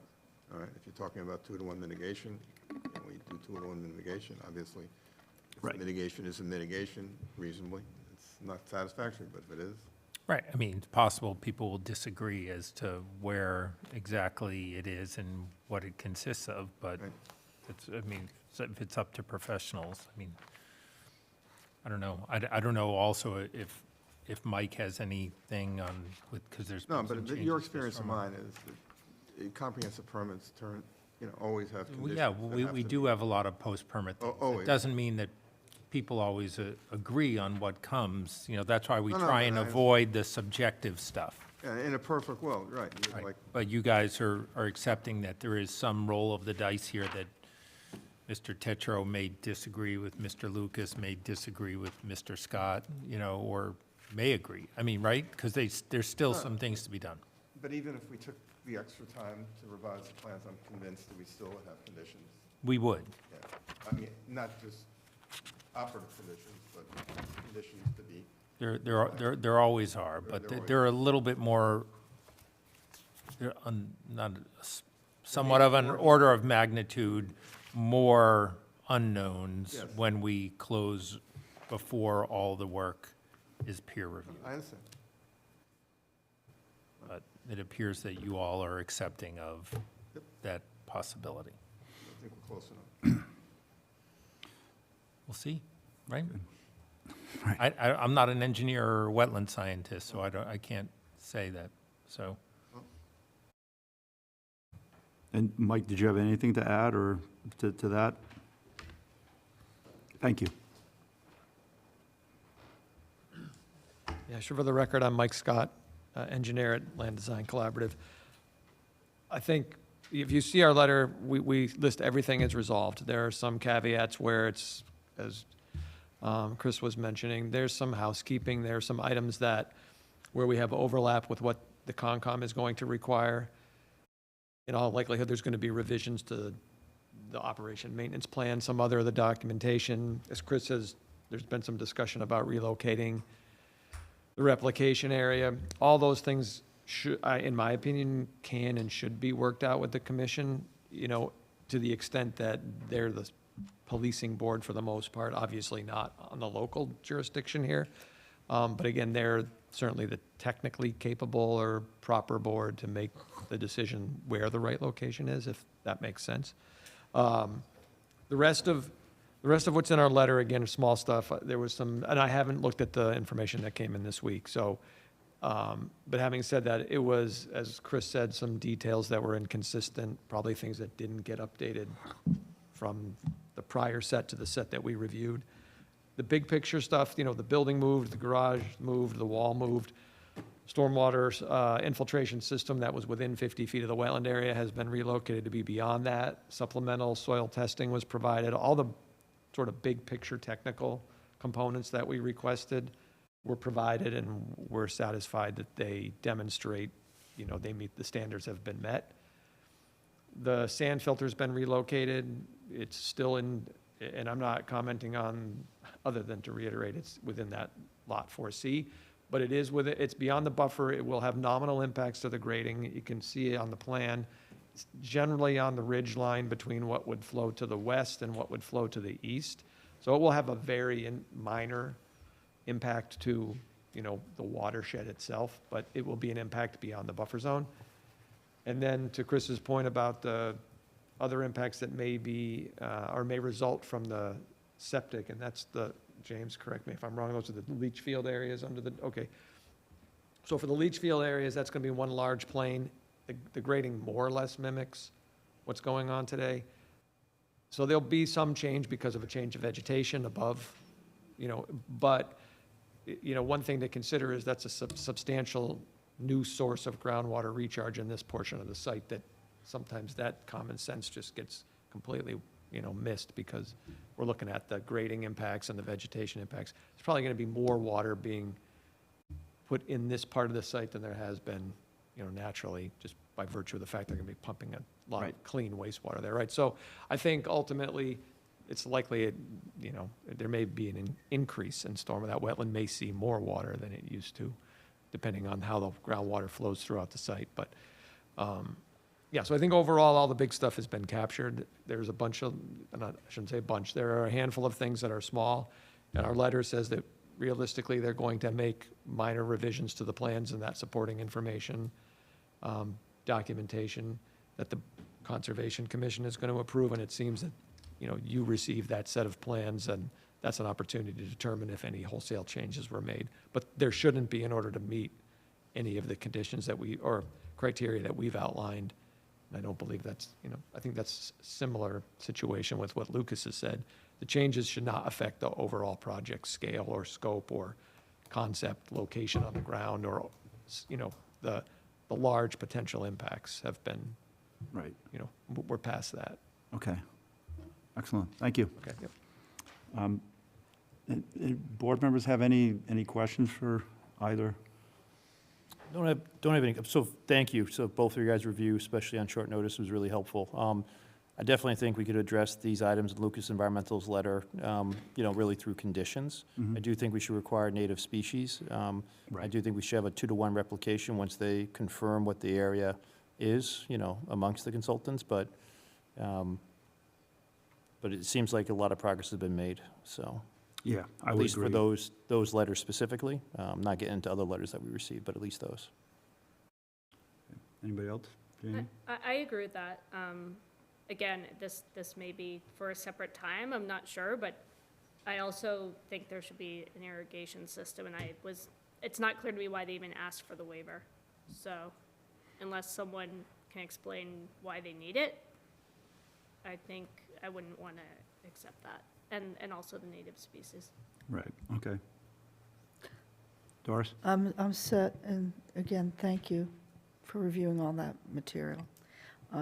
I'm set in that aspect. I have other open questions, but Okay. I feel very much up to speed from 2 professional firms that are saying we can condition this, in our legal counsel saying we can condition some of these open items. But I have other open items.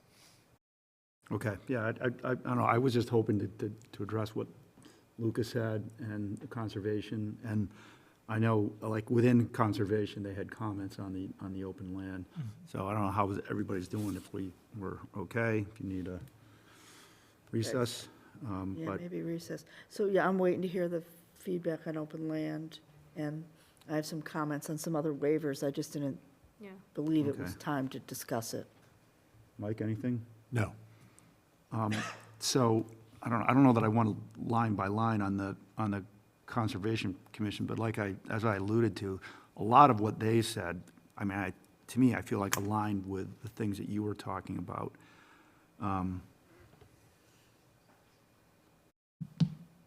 They talked about, they also talked about the plans needing to be updated, and again, I think that could certainly be conditioned. Where there appears to be buffer zones added to the resource areas are not labeled. Resolved. Recommend irrigation be moved out of the 100-foot buffer zone as far away as possible. Oh, irrigation well. I'm sorry, was that already done? Yes. It was? Okay.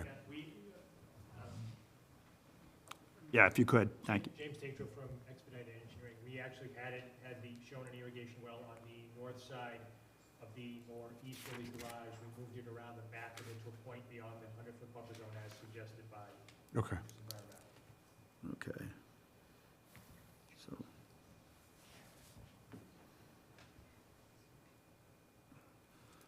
Yeah, and I think the next thing that stood out to me, plans should be updated with correct buffer zones. Again, that's a condition I would expect they could meet. Should be labeled by. Yeah. Now, they did have a comment in there, I'm not sure if they're asking us to do that, may request or condition that erosion controls be checked daily during construction. I don't have any idea where that would have come from.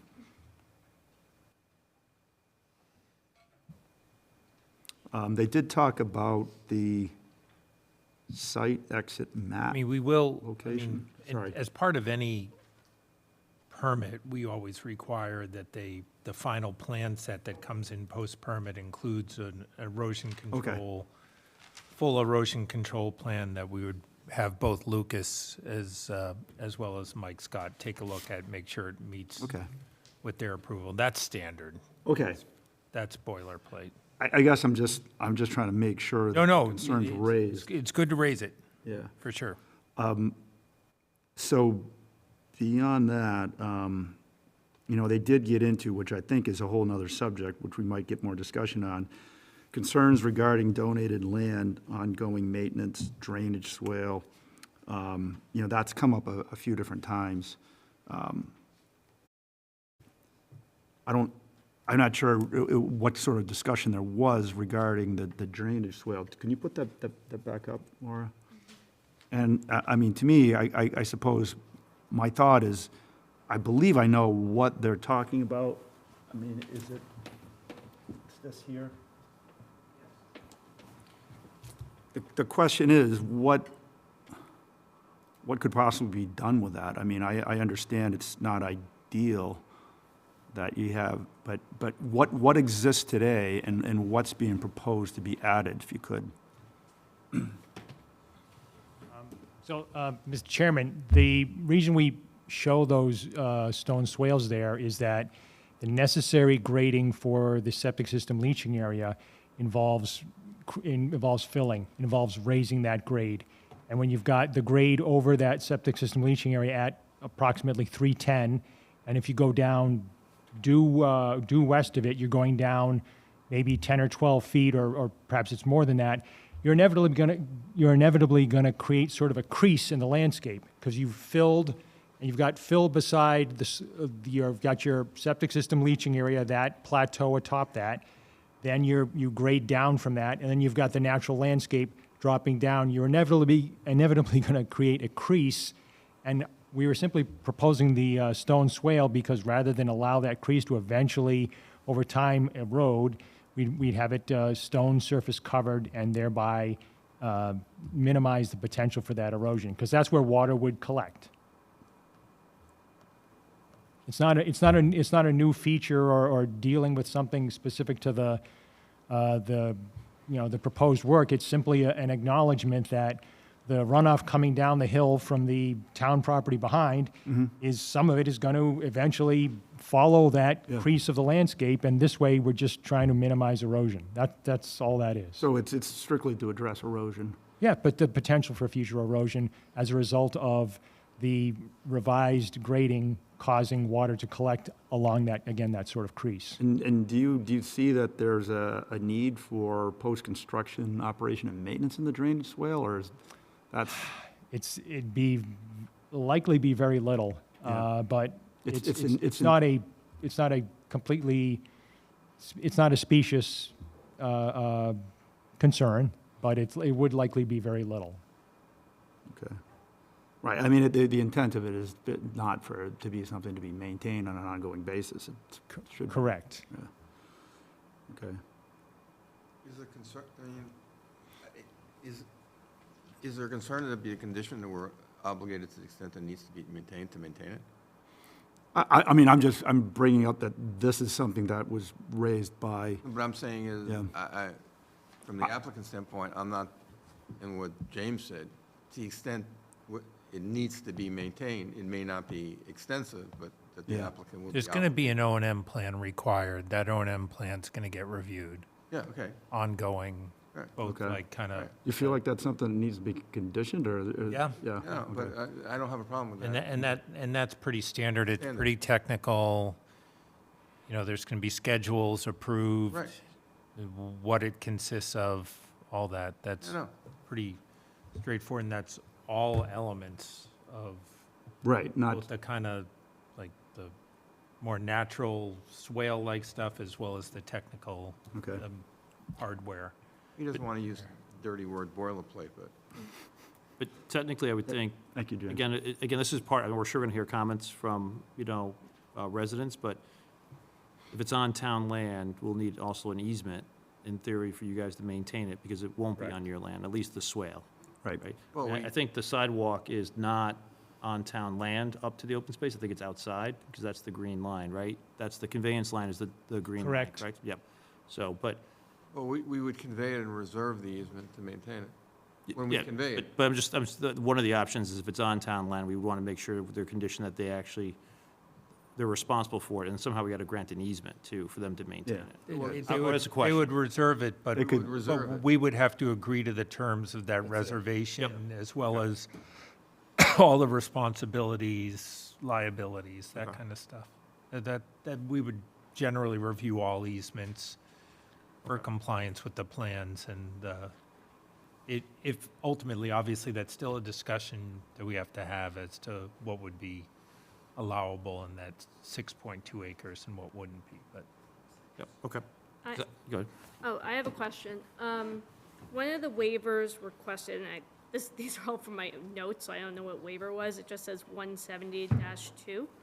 And it's asking us to waive, except as permitted by the Conservation Commission or as provided in this chapter, no person shall remove, build upon, degrade, discharge, et cetera, within 20 feet of their borders, any freshwater wetland. Is this what they're talking about, within 20 feet of this?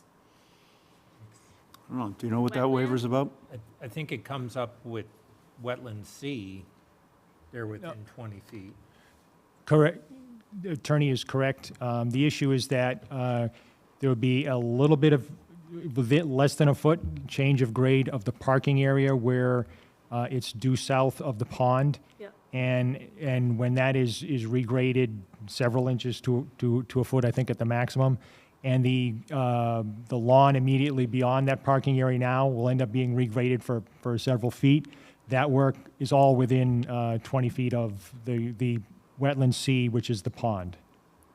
But that's the limit of that area, of the waiver request. Correct. We're not proposing to do any work within 20 feet of wetland A, the wetland up on the hill. Yeah. Although, again, if we want to get into the whole parsing of isolated wetlands versus other wetlands, we are proposing to alter the isolated wetland, the seepage, again, but mitigating it with a creation of a replication area. Right. So then the second part of this waiver says, any proposed work which falls within 100 feet, the buffer zone, of the previously mentioned resource areas must be approved by the Conservation Commission. And I guess, I think this is a question for Jay, is can we waive that? You can waive it, so, and I think the Conservation Commission, as well as Lucas, has chimed in here. So under the local wetland bylaw, we provide more protection Right. of the buffer zone. I think that what the Conservation Commission really focuses on is that first 20 feet of it, and it has even more heightened protection. They're certainly doing work and grading within 100 feet in A and definitely C, and the seepage thing is just going away and getting replicated elsewhere. Those things get reviewed qualitatively, and I think what we're hearing tonight from Lucas, and I don't think the Concom has necessarily disagreed, that the work in the 100, not including the work within the 20, they've adequately addressed the methods and the means so that it's not going to impact the resource area itself or the buffer zone function, which has its own function. Right.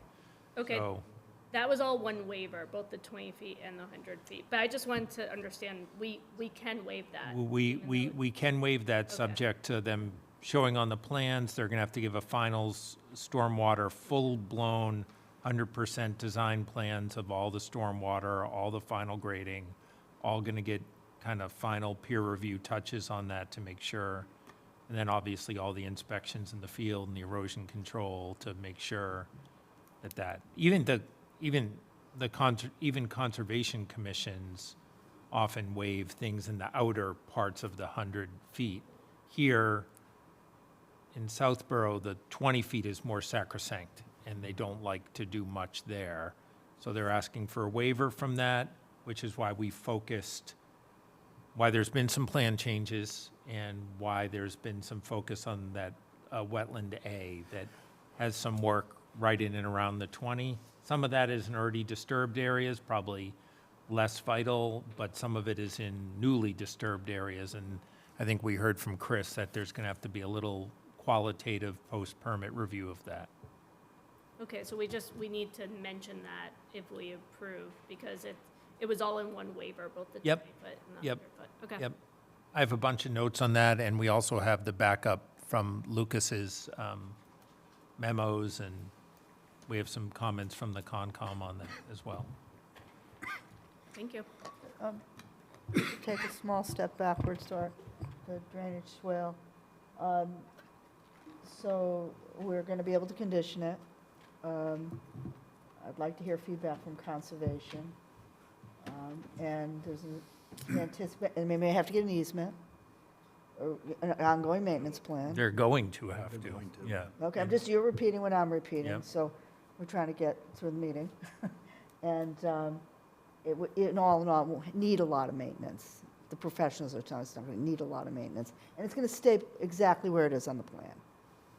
Okay, I just want to make sure. Correct. When I'm Yeah. moving through things and waiting feedback on conservation, because to be honest, it's been consistently asked about in each of all the conservation feedbacks in all the public sessions. So this is where we're at. Right. Where we- And it's been shifting too. I wouldn't call it a moving target, but the plans keep changing in and around those elements of the Well, site. I don't know how, I understood that from the engineer, that the crease is going to be there, and we need, the water's going to go there anyways, and this is really to mitigate the water flow through the area. And I understand that completely with not being an engineer. Mike? No, I think the board's all brought up good points. I think the concern is always that the town is getting the benefit of the bargain with respect to having that land be useful, adequate, and just not as a kind of drainage dump for the site, so to speak. So, those are the primary concerns that I have, that everything else has been addressed. Okay. Yeah, again, I think probably the thing that will want to be discussed is they did, at the end of the conservation's, notes were, referencing condition 22 of the major site plan approval on August 26, 2019. Didn't say that the donated land could be altered, had that clean title, must have phase 1 verification, no hazardous waste on site. So, I know we've talked about this, a fair amount. My take is we're getting, by and large, what we're committed to for the land. I'm a little hesitant to be chipping in around the edges here, but I just want to give the opportunity for comment as well, because it's obviously something that I think, there's a fair number of people that have some concerns about, conveying it and then having to do maintenance and having a drainage swale and it being undisturbed, et cetera, et cetera. I just think it's worth, airing that, and then we can decide where we go with it. Before we do that, would anybody like to take a 5-minute recess, just so we can get up and walk around for a few minutes? I have one tiny technical question on a waiver, but can wait after recess. Okay, it is now, I've got 8:40. I'm going to say we'll go back in session at 8:45. Thank you. Okay.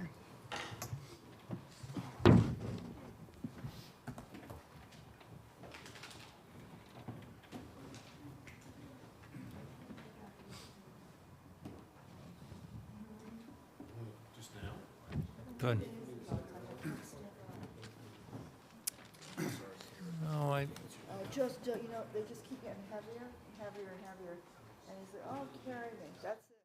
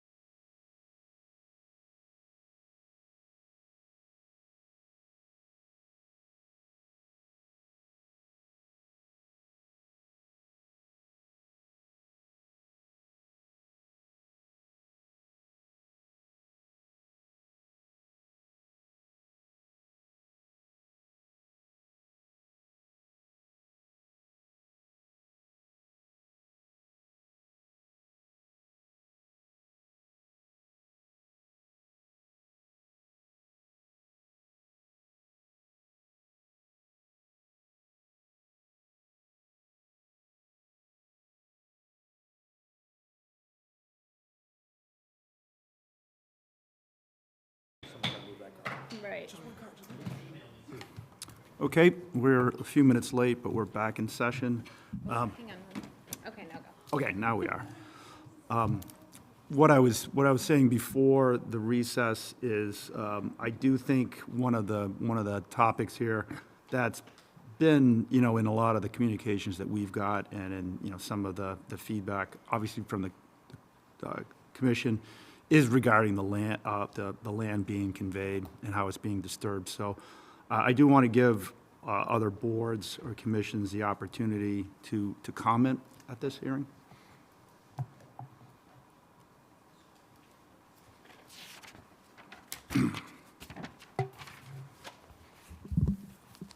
Mimi Latrell, Planning Board Chair. Just comments on the land, or do you want my whole list?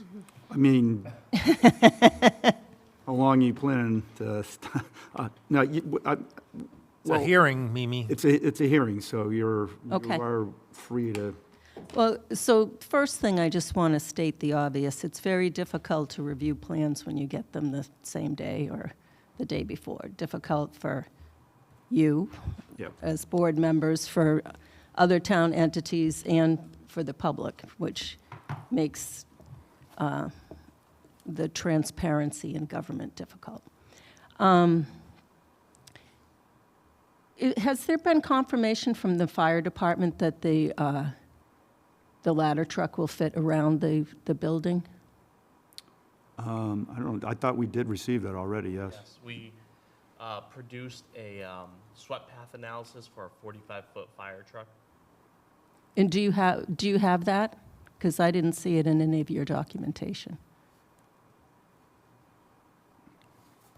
I believe it's been filed, yes. I can see.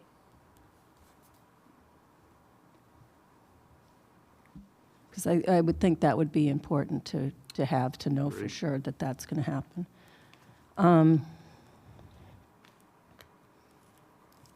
George, really quick, are you talking about the swept path analysis that was, what is it? I have it dated September 10th? Does that sound right? Possibly, I have to check my emails, Laura. Okay, I'm sorry. Just going to say, in fact, we did two of them. We did one first using one vehicle, and then the fire department said, we'll do this one also and show that this one can also get through, and we did a second one. Okay, but I guess, I think the question is, I don't remember where we had the document on that from the fire department or from you. Is that something we have?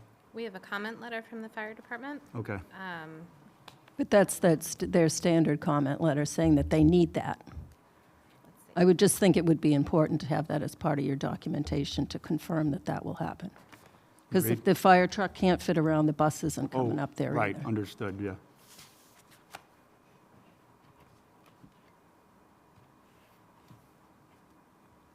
And the other comment from the fire department was on a sign for the dog park. Is that going to happen? Of, Sign for the dog park. yeah, hours and That came from no Chief. snacks and no intact dogs and no children under certain age. I don't, they had a bunch of things from the animal control. Just to the, not issue, but to the, as to the dog park and playground, it's no longer part of our plan, as you'll see on the most recent site plans. It'll just be a grassy area that's maintained up top. We don't have any plans to make it a dog park or playground.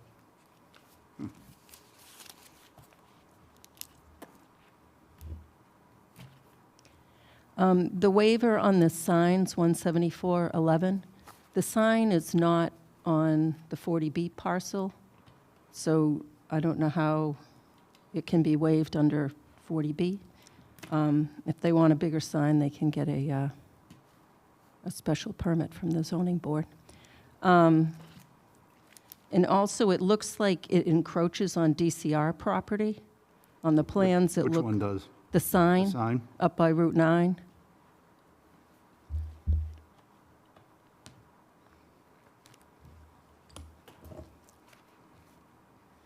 And then what I've been saying since August, There's still no subdivision plan. There are no lot lines. It only shows one lot. There are not lot lines for the other 2 lots. And the preliminary plans are not stamped by a land surveyor, which is required by CBA's regulations, by subdivision regulations, and by Massachusetts regulations, that delineation of lot lines, property lines must be performed by a professional land surveyor. So I'm wondering if these lots have been surveyed, so we're sure of the acreage of them.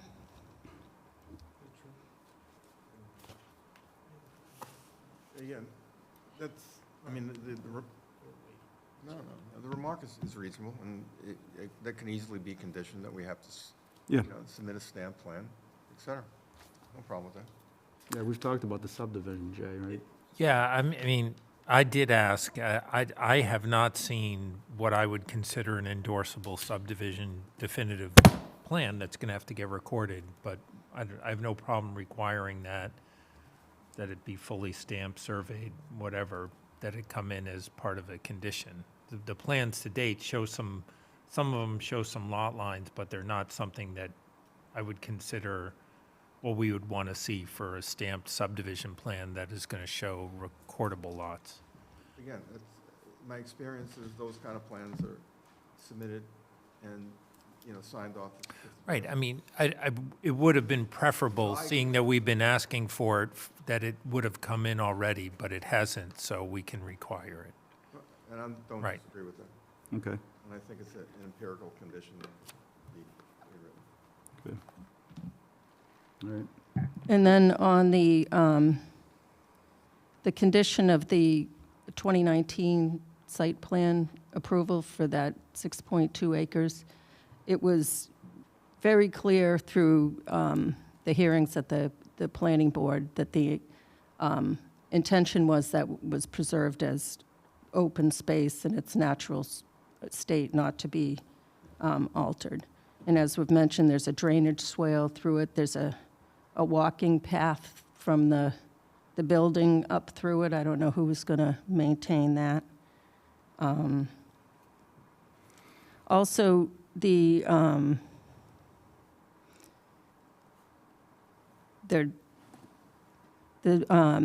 there's landscaping and sediment barriers that are set outside the limit of work.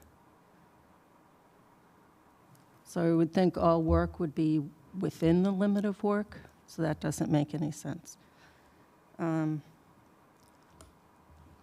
So I would hope that the 6.2 acres is open space preserved in its natural state,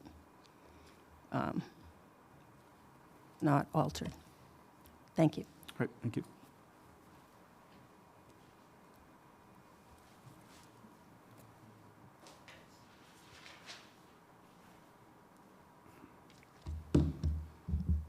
Hi, Freddie Gillespie, Chair of the Open Space Preservation Commission. And first I want to say the Open Space Preservation Commission is in support of having this project in concept.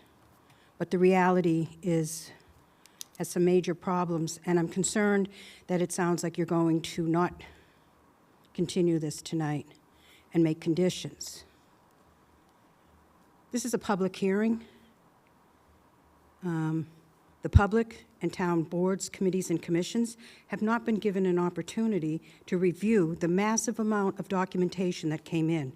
11.4 revised materials, 11.4 revised waivers, 11.8 revised materials, 11.12 revised plans and waivers, 11.13 revised landscaping and lighting plans. We're on a commission, we have to get a quorum and post a meeting. We can't meet to review all this and discuss it and give you an opinion. Neither can the Stewardship Committee. I don't know how the Planning Board could. I won't speak for them. But neither can the neighbors and abutters, a large group that were very interested in this, who just got this delivered this afternoon. Significant landscaping plans that the Open Space Preservation Commission would weigh in on. How do we make recommendations for conditions when we haven't had time to review the plans? So I'm sincerely asking, with respect for how long this has been going on in your time, but we've been trying to talk about the 6.2 acres also for months now. The last time I was here, I was told you didn't want to talk about it that night. You'll get to it sometime. Well, you're going to close it, and we haven't discussed it. So here's the issue. We're asking that you continue this and that the project proponent agrees to that because you have serious conditions here. We were in the middle of a site plan modification when this plan got moved to the 5-story on the parking lot. And everyone, and this room was packed that night, everyone there was under the impression that after that, we supported the new plan, the 5-story building in concept on the parking lot, with the understanding that they were going to come back for the modification to finish it. And here's the issue. I know town council has said the plan didn't show where the 6.2 acres was. Exactly. So 6.2 acres is 6.2 acres, except when it's not. Can you bring the plan up of the showing the grading? And I was surprised about this because I was in Mr. Ferris's office and we had a very nice meeting. And I'm sorry, I forget the attorney's name. George. George, hi, sorry. And I was talking about, okay, so see where all the grading is outside of what's no longer the dog park? I said, okay, so this is going to be, has anyone walked Breakneck Hill from the summit down to see what you're going to see? I was there the other day. I have, yeah. You're going to see a straight shot to the 5-story office building, to the brick building beyond, and to Route 9, from a good portion of that property. So it's not just the 6.2 acres, it's devaluing the premier conservation land of the town, which this 6.2 acres was supposed to protect when it was offered, when that negotiation happened at the planning board that the Open Space Preservation Commission was a part of. And at the time, that buffer was to protect the view site from a much smaller, built into the hillside parking garage on the far corner of the, away from the conservation land. And now you've got this big building, and there's no consideration for the viewscape and the wildlife habitat impact. So what's going to happen here? I just was speaking to George, and I said, well, where all that grading is, let's put, we'd like to see you plant heavy plants. Trees and, the type of trees and understory that's going to provide some buffer. And he said, no, that can't be done.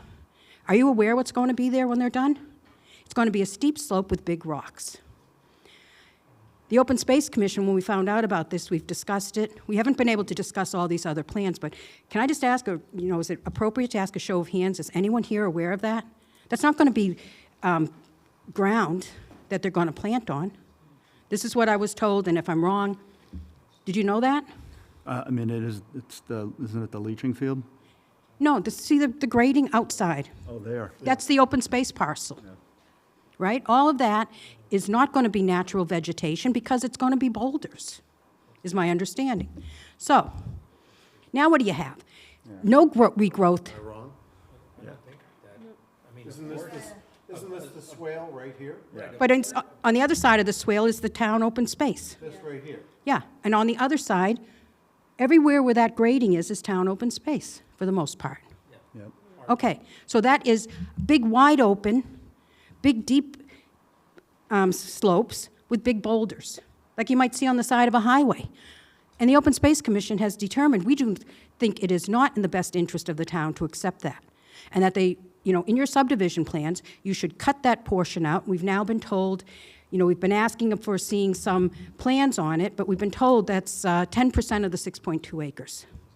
So I don't know where you're going to get that 10% back, but this certainly is not 6.2 acres equals 6.2 acres. And also, the drainage swales, those are going to be ditches with rocks in them. Now, you're going to have people walking through there. It's a liability of safety and... Why are we having people walking through a drainage swale, exactly? Because it's open space, they're going to be cutting through to the woods. And have you ever seen kids go to run through the woods? And big rocks and a steep slope of rocks? People will be... You can't stop them unless you fence it off. You're not going to stop people walking through the woods. kids, people with their dogs. You think they're saying that there's not going to be a path there? You think that people aren't going to be walking up through the hillside over to the grassy, pretty area, even if it's not designated a park? So you tell me how you're going to get from the 5-story condos or apartments up to the conservation land if you're walking your dog. And you're not going to walk through there, and you don't think kids will be coming down from the conservation land, probably on mountain bikes, who knows? You can't monitor it all. In our opinion, there's no open space value to it, no reason for the town to take the liability and the obligation for those drainage swales. You need to cut that land off, put a fence around it because it's a hazard, a safety hazard, and it doesn't have the value for open space that we would ever accept. And I would hope the town has learned something from the $4+ million farm dump experience we have at Breakneck Hill to be considering taking on a liability from another project that is supposed to be undisturbed natural habitat. And then how are you going to deal with that as far as the site plan before? As the Open Space Commission has said all along, we think you need a site plan modification. And I don't see how you're going to get around that with this. It's not 6.2 acres equals 6.2 acres. The point of the 6.2 acres was natural, undisturbed vegetation habitat to buffer the open space of the conservation land. You don't have any buffer, and now you have a safety hazard. The Open Space Commission thought if you don't have a plan for how you're going to deal with that, the town should not take this land. Absolutely. The Open Space Commission took a vote, cut that off, wherever that boundary is, and do not accept it. And how you're going to make up that amount of land somewhere else on that parcel, I don't think there is any to be had to make 6.2 acres. So what condition are you going to provide? I haven't been able to go through everything. At a minimum, extensive landscaping on the town land, on their land, everywhere around it, big trees, not little ones that take 10 years to grow. Understory, do you have, I don't even have the ability to have looked at their landscape plan yet, which we do appreciate their attempt to include native plants. They did, we haven't gone through each one, but we noticed there were cultivars, so that's out. So I do want to give them a thumbs up for that. But you got to do something about the 6.2 acres that you didn't want to discuss when we were here before. And now it's the last night. It sounds like you're going to... Actually, I'm going to take issue with that. We did talk about it. We talked about what the commitments were on the 6.2 acres. Didn't let me speak. That's not really accurate. You didn't let the open space that was when you preservation. wanted to talk about the height of the building, and we did have an opportunity to talk about the height of the building. So I just want to make sure that we're a little bit more clear on that. That's not Okay, really I'll be accurate. clear that I tried to speak at this mic and was told not to. And I spoke with you about that afterwards, because it's a public Right, hearing. and that was where you wanted to talk about the height. No, I didn't. I have And no point. Yes, you did. You wanted to talk about the height. And I specifically made sure we had an evening where we did talk about the height. I'm sorry, I have always wanted to talk about the 6.2 acres. Okay. And I don't want to fight with you over that. But this is a big deal to be here, and you're going to be, it sounds like you're going to be closing the public hearing, so no more input. So no one can offer any suggestions for conditions of how you're going to fix that. And if I'm wrong about that being able to be planted, all that open space, because that was our first recommendation, that they be required to replant where they do the grading. And I was specifically told, no replanting there because it won't be able to be replanted because it's a steep slope with big rocks. If I may chime in for just a moment, and I'm sorry, Ms. Gillespie, if I misspoke when you were in my office. The grading area is not intended to be rocks or boulders of any kind. It's going to be a vegetated area, Right. grass. Right. So if that's in fact true, which no one updated me on that, grass is inappropriate.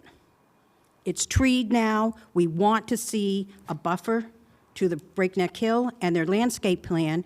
This needs to be mitigation and a condition. It's not the requirement of how many trees you need for the parking lot. It's a requirement for clear cutting, denuding the buffer to the town's conservation land. So can I, just to be clear, what you're talking about there on the slopes, you're saying you want there to be vegetation there. Massive Grass. amount of trees and shrubs. Okay. Not So- grass. So just to, I mean, to sort of pick a fine line here, I mean, you realize we're kind of limited in what we can do. We asked if they wanted to continue, and they said they don't.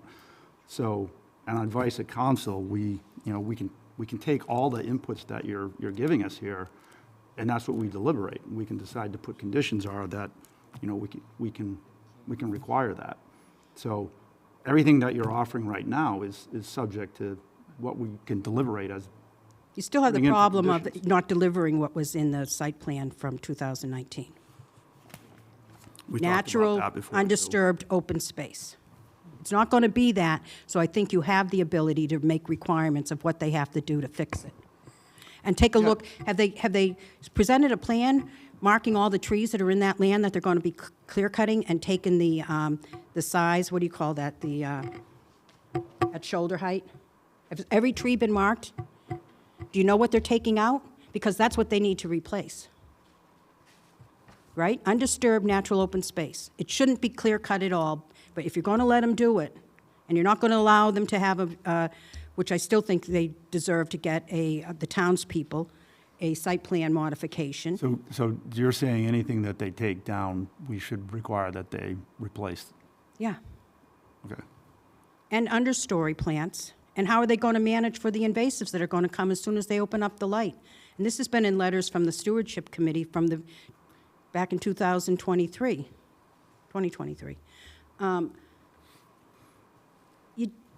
You just don't take 10% of the open space and clear cut it and ruin it. Okay, all right. And it's not just the land that we're getting, it's the impact to the conservation land, which was the whole purpose of that donation in the first place. Ms. Gillespie, if I may chime in once more, on the landscaping plan, I'm sure you've noticed. No, I haven't, because I just got it this afternoon. Well, there is a significant buffer of trees in and around the grading area. And that really hasn't changed in our last few plans. We've always maintained we're gonna create a more tree, heavy buffer area to create more screening. Right, and Is that planting? Because I didn't see that. So if I could, I mean, I know Doug focused on it as well when we walked the lot. We're certainly aware of the screening concerns that you have, and trying to preserve the views from Breakneck Hill. So that has not been ignored or forgotten. We do want to see sufficient screening when it comes to protecting the views from Breakneck Hill. So to be clear, I'm not talking just about screening. You moved it back 30 feet. You know what 30 feet is? I understand that. One tree.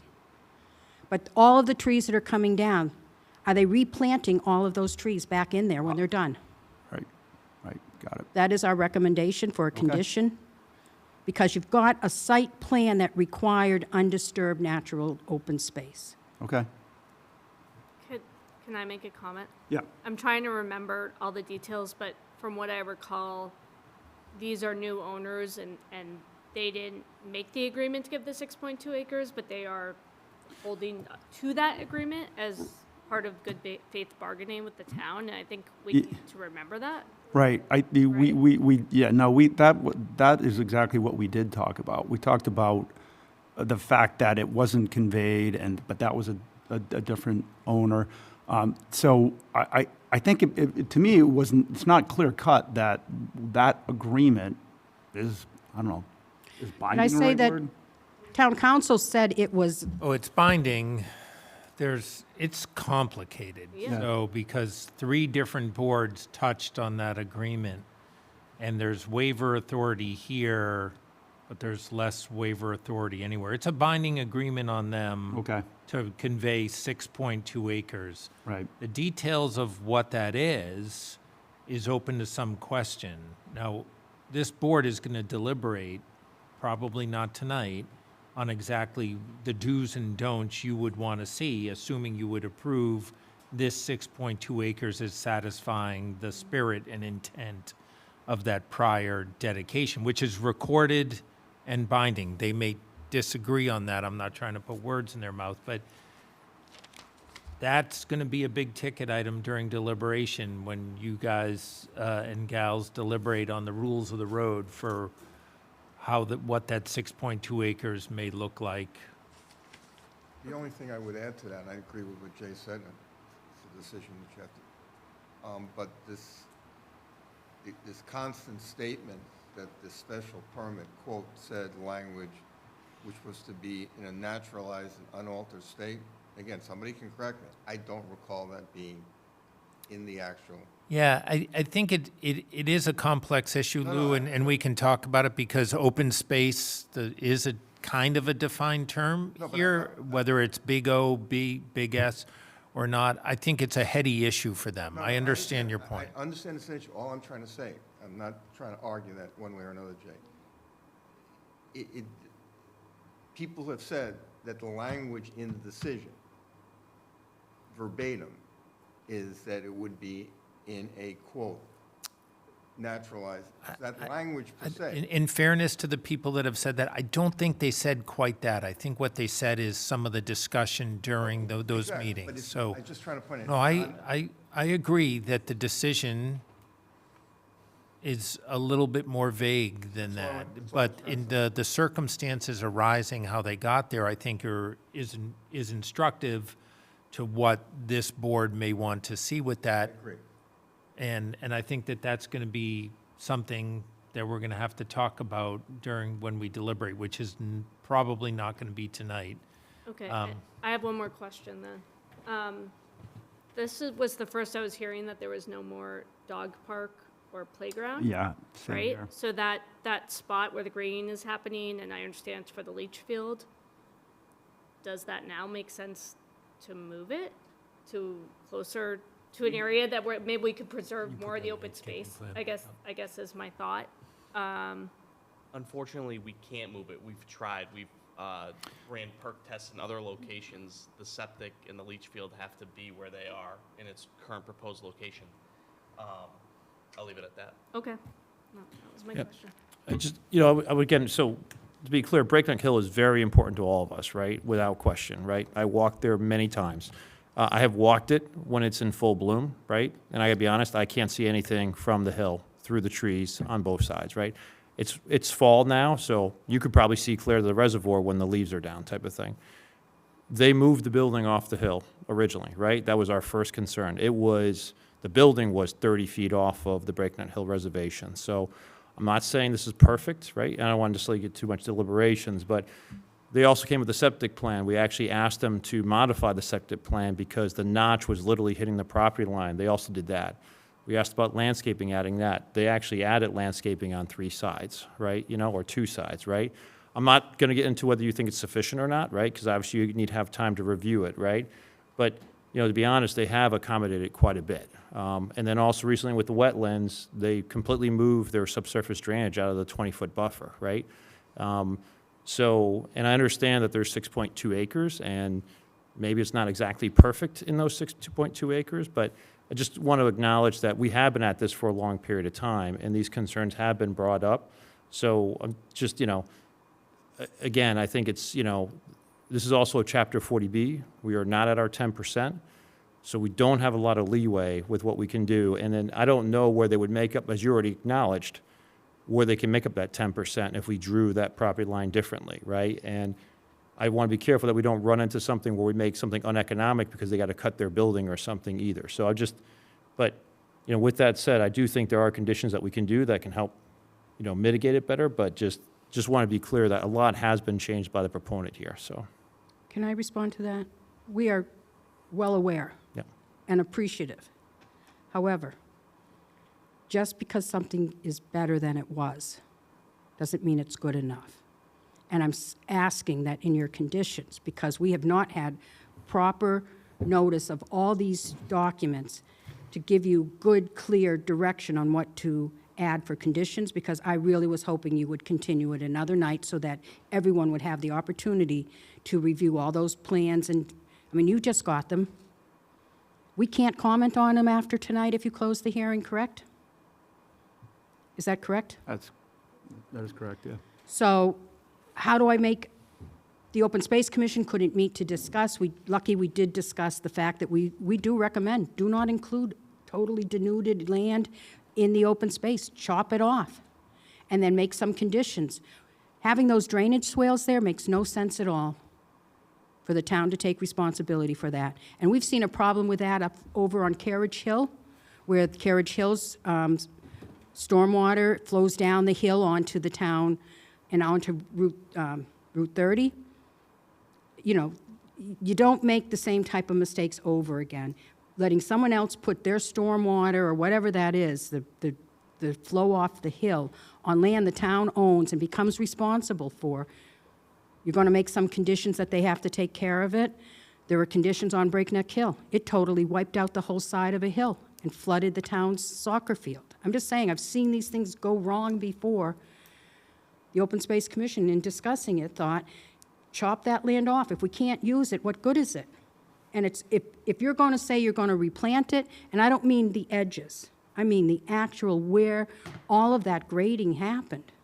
Do you have any, no one has any idea of how many trees there are there. So I would make that condition.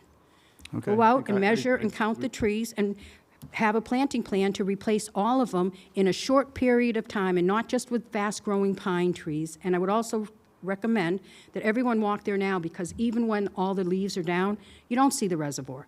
Through the trees, you can barely make out right now the red brick building that's there. Without all those trees there and a new 5-story building and a parking garage, Okay. you're going to just have a clear shot right through to Route 9. So, okay, but in fairness, I think you've made your point regarding the trees. You want whatever they take down to be replicated, right? So I recorded that. What else do you have? I think you need to consider taking off the portion of land that has the drainage swale. And you're going to have to talk to the planning board, the Open Space Commission, and does not speak for them, or the Conservation Commission.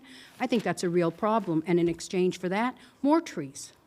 More trees, plant them if you have to on the town conservation land. Give us more buffer.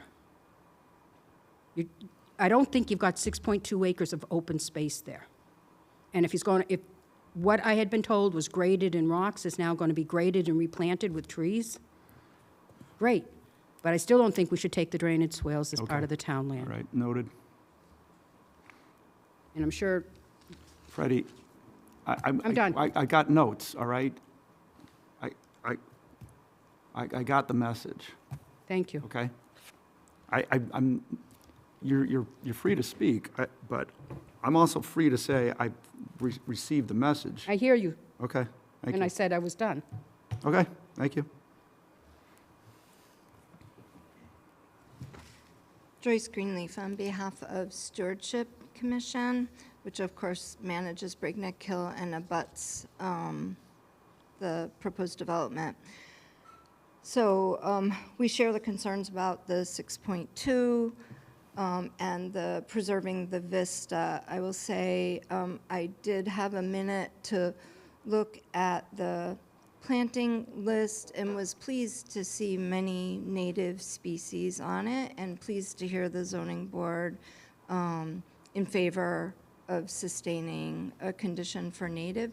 There are, however, some cultivars on the list, which are cultivars of native plants, which are not acceptable, and so we would want to go with straight species. And I didn't have time to look up each of those species to make sure they are in fact native to our ecoregion, but I did recognize many of them as such. But we would definitely want that So condition. could I just ask for clarity then?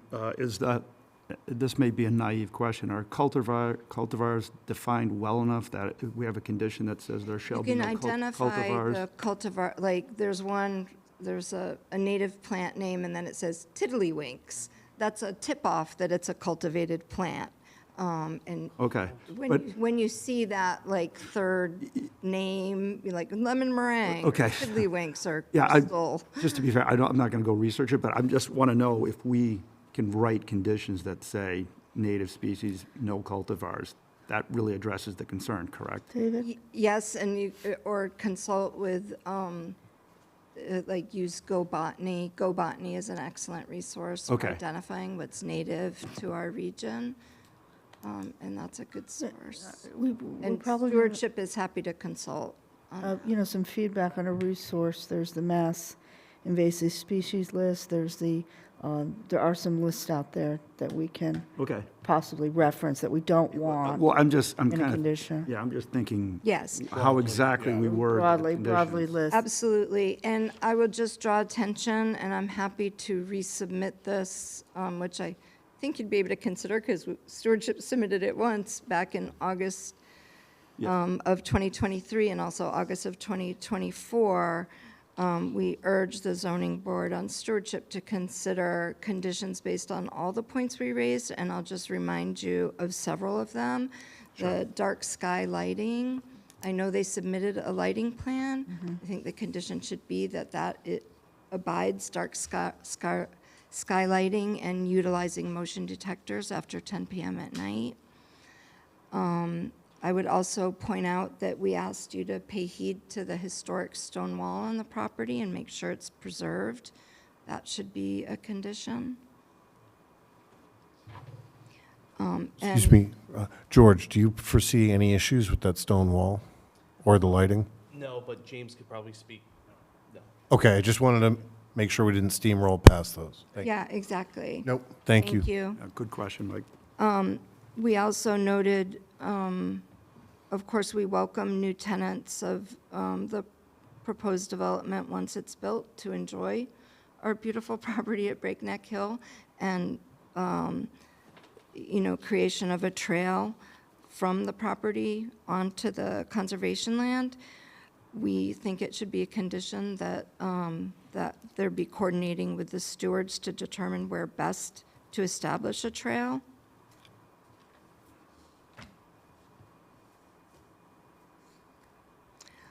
We have some ideas for conditions in that August 2023 letter regarding educational signs concerning, I remember at one point we saw like a floor plan of the building that had a bike storage room. I doubt anyone's going to be riding a bike on Route 9, and bikes are prohibited from Breakneck Hill. So I would strongly say a condition of signage reminding the tenants that bikes are not allowed on Breakneck Hill. And while there may no longer be a plan for a dog park, if there's a green grassy area, you can bet tenants will be walking their dogs there. So there should be signage, a condition for signage referencing Southborough bylaws requiring picking up dog waste and maintaining control of dogs. I'd also request with any, and this is all in our letter, that with any construction site, there's often unintentional consequences of bringing in unwanted plant matter that might be in soil or fill. And so we request that all best precautions be taken based on current research to prevent the unintentional introduction of things like Japanese knotweed, which can be a real scourge on the conservation land, as it's already a scourge across town. And perhaps a condition with requirements to redress should that start showing up around the construction and get into and damage the conservation land. So I think there should be a condition on that. So, quick question, I think you also had no hay as well in the erosion controls? Yeah, Yeah, that- so just, that was one of them too, right? That Just came just from- for us, for clarity. Yeah, that came from conservation. I think that was from conservation. Straw, Yeah, not because hay. that can also bring in seed matter that can cause problems. Yeah, for straw by definition wouldn't have. Yeah. We share stewardship shares the concerns of open space regarding buffer and vistas and trees that we've mentioned. I mentioned the signage. So those were the things that we think merit conditions. And I can resend these 2 letters if that helps. That would help, actually. I know you'll close the hearing, but because you already got them, it wouldn't be considered new information. It's not new, that's correct. Yeah, okay, thank you. Thank you for listening. Thank you.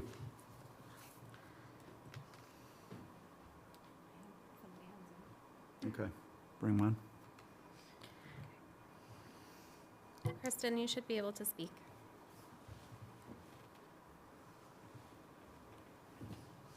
Unless she's like Paul.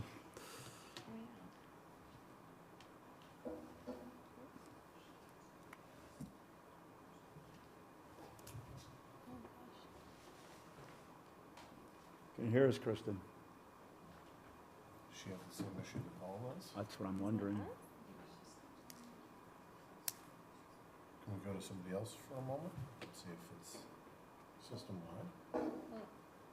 It seems like Paul and Kristen can hear each other, but we can't hear them. Are you kidding me? Oh, you've got to be kidding me. Paul, you can hear Kristen? Is it because the computer's muted? You see, it's muted. Oh, that's mine. Wait, Wait, Oh, But it's on hers, but it's not on the overhead. Yeah, Can you put it on the microphone? Literally. I can check. Let me see. Dan, is there something? This is off the speaker. Yes, mine is. that's Who's that? that's her laptop. Okay, all right. Yeah, It's through through my this. computer, which is not ideal, but let's try this. Okay. Go ahead, Kristen. If you could speak up.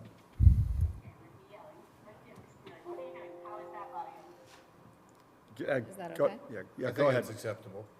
Okay. If my family walks in now, they're going to think I'm crazy. So I will speak loudly. Tell me if it's too loudly.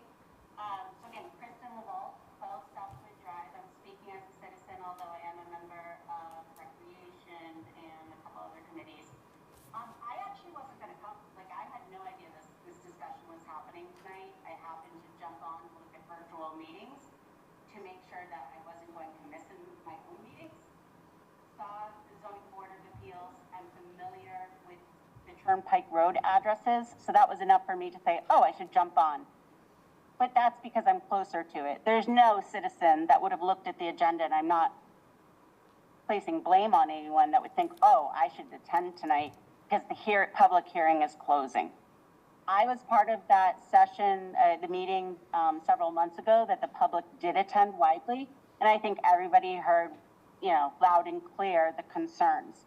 So what Ms. Gillespie what Freddie's saying isn't just Freddie, right? Freddie's speaking on behalf of a large number of citizens. So I jumped on, here I am, and I wasn't planning on speaking, but, having listened to the discussion, I have a few requests and a question. I would ask you not to close the public hearing. And again, I wasn't coming prepared tonight to say that, but everything I've heard, we are not in a position to do so, including the fact that giving public comment is difficult tonight. I would ask that you give the public more opportunity to weigh in. Again, I've been watching my Southborough.com. There was nothing really highlighting this discussion. It's obviously one near and dear to many people's hearts, because Breakneck Hill is such a key asset to our community. And I'd also like you to clarify some of the, not tonight, but to the public, some of the decisions that have apparently been made already, especially around the 5 stories, because that was a major concern of the public at the time. I think another issue is that it appears the developer as well, versus some of us have a different definition of sufficient screening. So I think that needs to be explored further before you close the public hearing. I can't agree enough with Freddie about the swales. I am part of the Recreation Commission. I've spent a lot of time, effort, and energy dealing with the Carriage Hill runoff onto Calander Field. There's plenty of history out there. Calander Field was our best field. It was a level field that was better than all other fields. And it was the drain off from Carriage Hill that ruined it. Again, I won't get into the details of it, but our town ended up having to pay and fix it. So I do agree with her concerns there. Obviously, that warrants some more investigation. So my last question, I think the question I'll leave you with is that I have been trying to keep up with this, right? I have been trying to follow this to make sure that the public can stay aware. I saw a balloon test was conducted in August, to understand how a 5-story building, and I know that's taking a step back, might be viewed from Breakneck Hill, but I never saw the results of the balloon test. So I just think that, again, we encourage the public to follow agendas, to follow my Southborough, to stay aware. I don't know how anyone in the public would have stayed up to date on this, really, without short of attending every single meeting. Because I consider myself someone who has been trying to pay attention, and I had no idea that this discussion was happening. So again, I'll close there and just ask if we could not close the public hearing tonight and consider further discussions that are more widely communicated with the public. Thank you. And I hope you heard a little of that. Yeah. Yeah, now I have to mute this again. Okay. Muted, okay. Yeah, thank you, Kristen. So I do want to address some of what you said. I know it is hard to keep up with everything, but I'm going to say in Laura's defense, she's done an outstanding job on our website of making it clear and making a site just for 120 Turnpike Road. There was a site that was just for Park Central. There's a site that's just for 250. So I think we've actually done really what we're supposed to do in terms of due diligence in letting people know what's going on. I mean, I can't go out and shake the trees with everybody. The public notices go up. Like I said, the website covers it extremely well. So I do think there's been plenty of notice given, and there's been a lot of hearings, and there's been a lot of opportunity to raise concerns. Many of them we've heard. We've heard about the 6.2 acres many times. So, but I do want to emphasize again that this is a 40B. We don't really have the luxury of going to the applicant and saying, we need more time. I asked them, can we extend the hearing? They said they do not want it to extend. So we don't have a lot of options. I did consult with Jay because I haven't gone through a 40B before, and he said, it's not unusual. We have to deliberate, and that's where we would really become definitive about what those conditions are. I think the applicant, clearly in the communications that have gone on this evening, understands there's a risk on their part. We can condition to say, this is what you need to, agree with what Conservation Commission wants in situation X. And now they're bound by that. So my best understanding is that's being between a rock and a hard place. That's our option. That's what we can do. Jay? That's right. I mean, there are things we can do and we can't do. I mean, we've been working through extensions on this. So we're at the point where if they don't want to continue, and extend, then we've got to close the hearing. The risk is more on them than on us. It gives us, it makes our job a little harder because we're making conditions around unknowns and unresolved issues, but I think they're down to a few simple ones, a lot of them around this 6.2 acre issue. But I mean, I think we can, if it ends up being an approval, I think we can write a pretty strong decision. It's not going to happen tonight. No, I agreed. And just maybe clarify for everybody what we can do during the deliberation. We deliberate as a board, obviously. It is a public hearing. No, it's not. I'm sorry. It's not a public hearing. It's a public meeting. Correct. So we can't take in new. You can't take new facts, but you can take comments and suggestions from people based on the facts. Generally, a board won't do that, and they'll just deliberate without comment from anyone. Sometimes it might come down to a discussion of a condition, and if the applicant's here to say, hey, is this something you can live with, that kind of dialogue can happen. The only thing you can't do is take on new factual information. Okay. So like Lucas and our civil engineer may come up with a list of conditions that help us, but no new facts. We have their reports. We have the applicant's reports. We've got plans. We've got Concom stuff. We've got some great stuff from Stewardship Committee, from planning board, there's a lot of information out there that we have to distill down to what'll be a pretty lengthy decision, but, you know, Okay. we'll figure it out. We got 40 days to do it. After, assuming we close tonight, we'll get together at least once during that 40 days. Okay. And hammer it out. Okay. Yeah. Because I didn't have the opportunity to write out the comments I made tonight, would I be able to submit them in writing more succinctly than I was able to express them without introducing anything new? Not if they're facts. Recommendations for conditions, is that a fact? We could receive them, they're not going to be, it's just, there's going to be a line at which, I think, first of all, I think everyone's been taking notes on what you said. So I think we have most of it. A lot of that stuff has been mentioned by other boards and committees too, but I'm not, unless I saw it, Freddie, I'm not sure what I would say is So there's things the board could consider or not, so. No value in spending my time doing that. That's up to you. I'm just saying I couldn't make a decision on what we could actually consider unless I saw it. Yeah, I'm not I gonna mean, guess. if you ever took a, and you may have checked on what Laura puts out per minutes, they're really, really detailed. So you can be sure that what you've asked for conditions tonight, she's going to capture all of it. So I don't think that, the fact that you didn't write them all out doesn't mean they haven't been captured for us. And you'd sent that email earlier as well, too, Freddie. I was So in we the hear. surgeon's office. What's that? I got the information late this afternoon. Oh, I was know. in a surgeon's Yeah. office. I did Oh, I no. did it in the parking lot of a doctor's office one-handed, the best I could. Okay. Okay. I have just a thought. This may sound like heresy, because I've heard from the professional engineers that it was minimal disturbance, and then I hear the counter-argument that it's totally denuded, and the subject of issue for open space and the liability to the town. Would they consider, I'm not saying, would they consider taking less than 6 acres? And then it's not their problem. Yeah.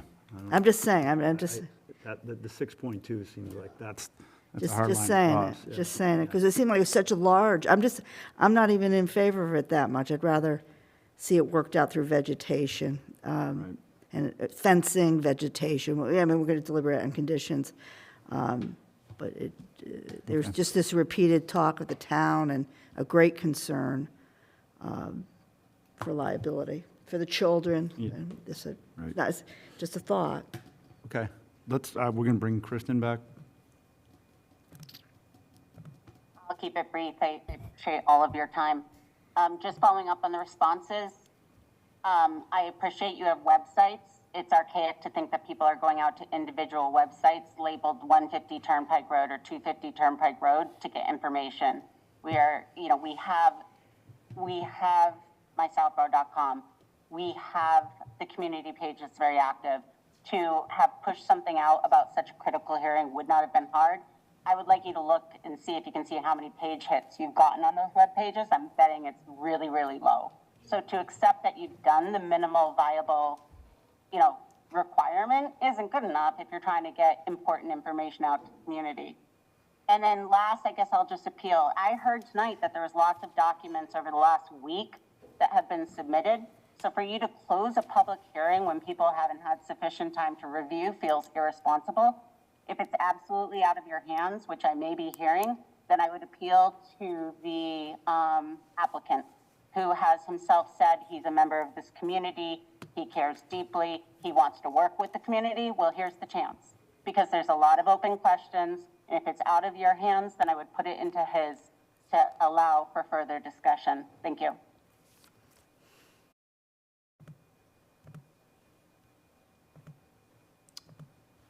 All right. We've been through this. Yeah.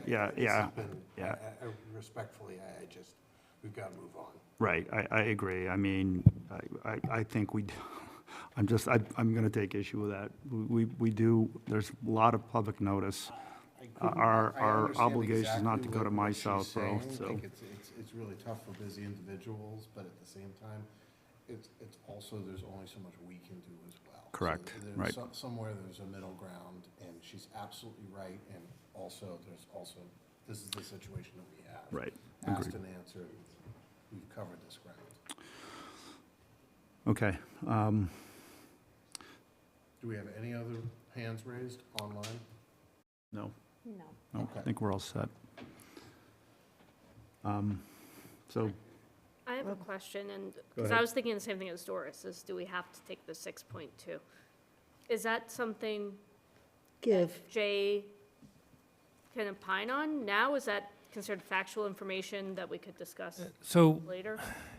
Could not discuss? so later? here's what I would say on that. One, they're bound to give the 6.2, but my feeling is that take the 6.2, we can deal with the easement stuff. If there's a portion of the 6.2 that is going to remain more pure and could be more fully landscaped, obviously there's some things in and around the infrastructure that's adjoining it, which is they're gonna have to have some maintenance responsibilities and some easements and things, but take the 6.2. I mean, I even suggested the applicant, give us all of it and reserve the easement. Give us more than the 6.2. It would seem to make more sense. I guess I'm me. thinking more about the liability issue. I'm not worried about the You're not? liability Okay. side, no, I'm not Okay. worried about that, All right.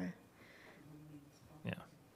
We're not gonna be liable. You know, I'm not opposed to giving them more than 6.2, but we'll get that map up there. We're finding the extra acreage, Yeah. you know, it's Right. tight. I mean, It's tight. These hearings have been going on for the better of 6 months, maybe 8 Look, months now? longer than that. They've been going on 8 months, and Yeah. they've shrunk the building.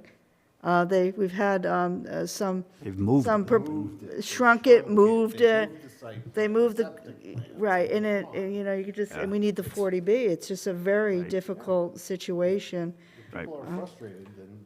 Yeah, Get to the 10%. it's fair. I mean, to characterize this as they're throwing the plans at us late, nobody knows, like, we've been at this for a long time. We're all reading I those think plans the very applicant late has in the proven day. to be somebody that's willing to work with us, so That's exactly right. that's the way I view it. You know, I'm reading them too. I'm getting up early, staying up late. So, all right, we've kind of taken all I think the So we cannot. issues that we wanted to discuss. Yeah, I don't need the last thing on the, when we spoke at the last meeting, the issue was that it's closed and you can't bring any more facts in and we can't force the applicant. I just keep reiterating those to the extent, we cannot force this applicant to continue. We're going to have to, we need to close the hearing, Correct. or we wouldn't want to say the other option, Right. okay? Just not so much with this application, but, I mean, 40B and the regulations were initially implemented, that things were supposed to be preliminary in nature. I agree with And I know that. how it's evolved over since 1969. That's not original. What? That it's supposed to be preliminary. That was a fiction raised by the HAC, but I get your point. That's where the regulations are, but that's not in 40B anywhere. No, I understand, but the concept, you know, and I completely agree with Jay, you know, where we are in 2024 is not where we would have been for an application in 1969 or whenever the first application was made. Okay, but there's a dearth of information that's been submitted, and we've discussed tonight, you can condition, and the risk of these conditions are probably, as Jay pointed out, greater on the applicant than on the town, all right? And I know what Jay's permit is going to say, and until X, Y, and Z occurs, you don't get a building permit, all right? So, I mean, that's the key to the city anyway, all right? So we can't go forward on the project until we satisfy the conditions, right? So it isn't like we're going to run out tomorrow and start digging a foundation and doing anything like that. We have a long way to go. On top of that, we have to go to the Conservation Commission, under Wetlands Protection Act, all right? And, you know, we assume they're going to act reasonably, but if we have a dispute with them, you know, the only place we can go is to DEP to resolve that dispute, all right? So this is not a fait accompli, okay? And we understand, but we've made it very clear why we want to get the hearing closed. And it's our decision that we're better off getting it closed than just continuing this, okay? And I appreciate the board's interest and willingness to, you know, so we, you know, we're just asking to have the hearing closed tonight. And we're not doing that in any kind of, you know, showman way or adversary way or, you know, line in the sand or, you know, we just want to move on. Agreed. Okay? And I don't think there's a right or wrong answer about this. Okay, thank you. All right. Do we have anything else that we want to discuss or ask? Or it seems like we got a pretty clear path to take here. So, David, as people move in and out of the meeting, and I really appreciate that answer, they may not be at every meeting, so you'll get a comment, you're not being transparent. I feel as though the process, given the dearth of information, unfortunately, is as transparent as it can be, because things change. Every time we have a discussion, I see the notes have to be taken, the plan needs to be updated. It's also important to note, every single one of these meetings is online. Correct. Right. So even if you can't make a meeting, you can see it anytime. Yeah, agreed. Okay. All right. I think it's time. It's time. Who's going to do it? Who's willing? I'll do it. Okay. I'm going to make a motion to close Public hearing. the public hearing. I will second that. All right, motion has been made to close the public hearing with a second. All in favor, respond with aye. Those opposed, nay. Doug? Aye. Jamie? Aye. Doris? Aye. Mike? Aye. Williams? Aye. Thank you very much. Thank you. We're gonna have to modify the 2005 special permit as well. That's on the agenda.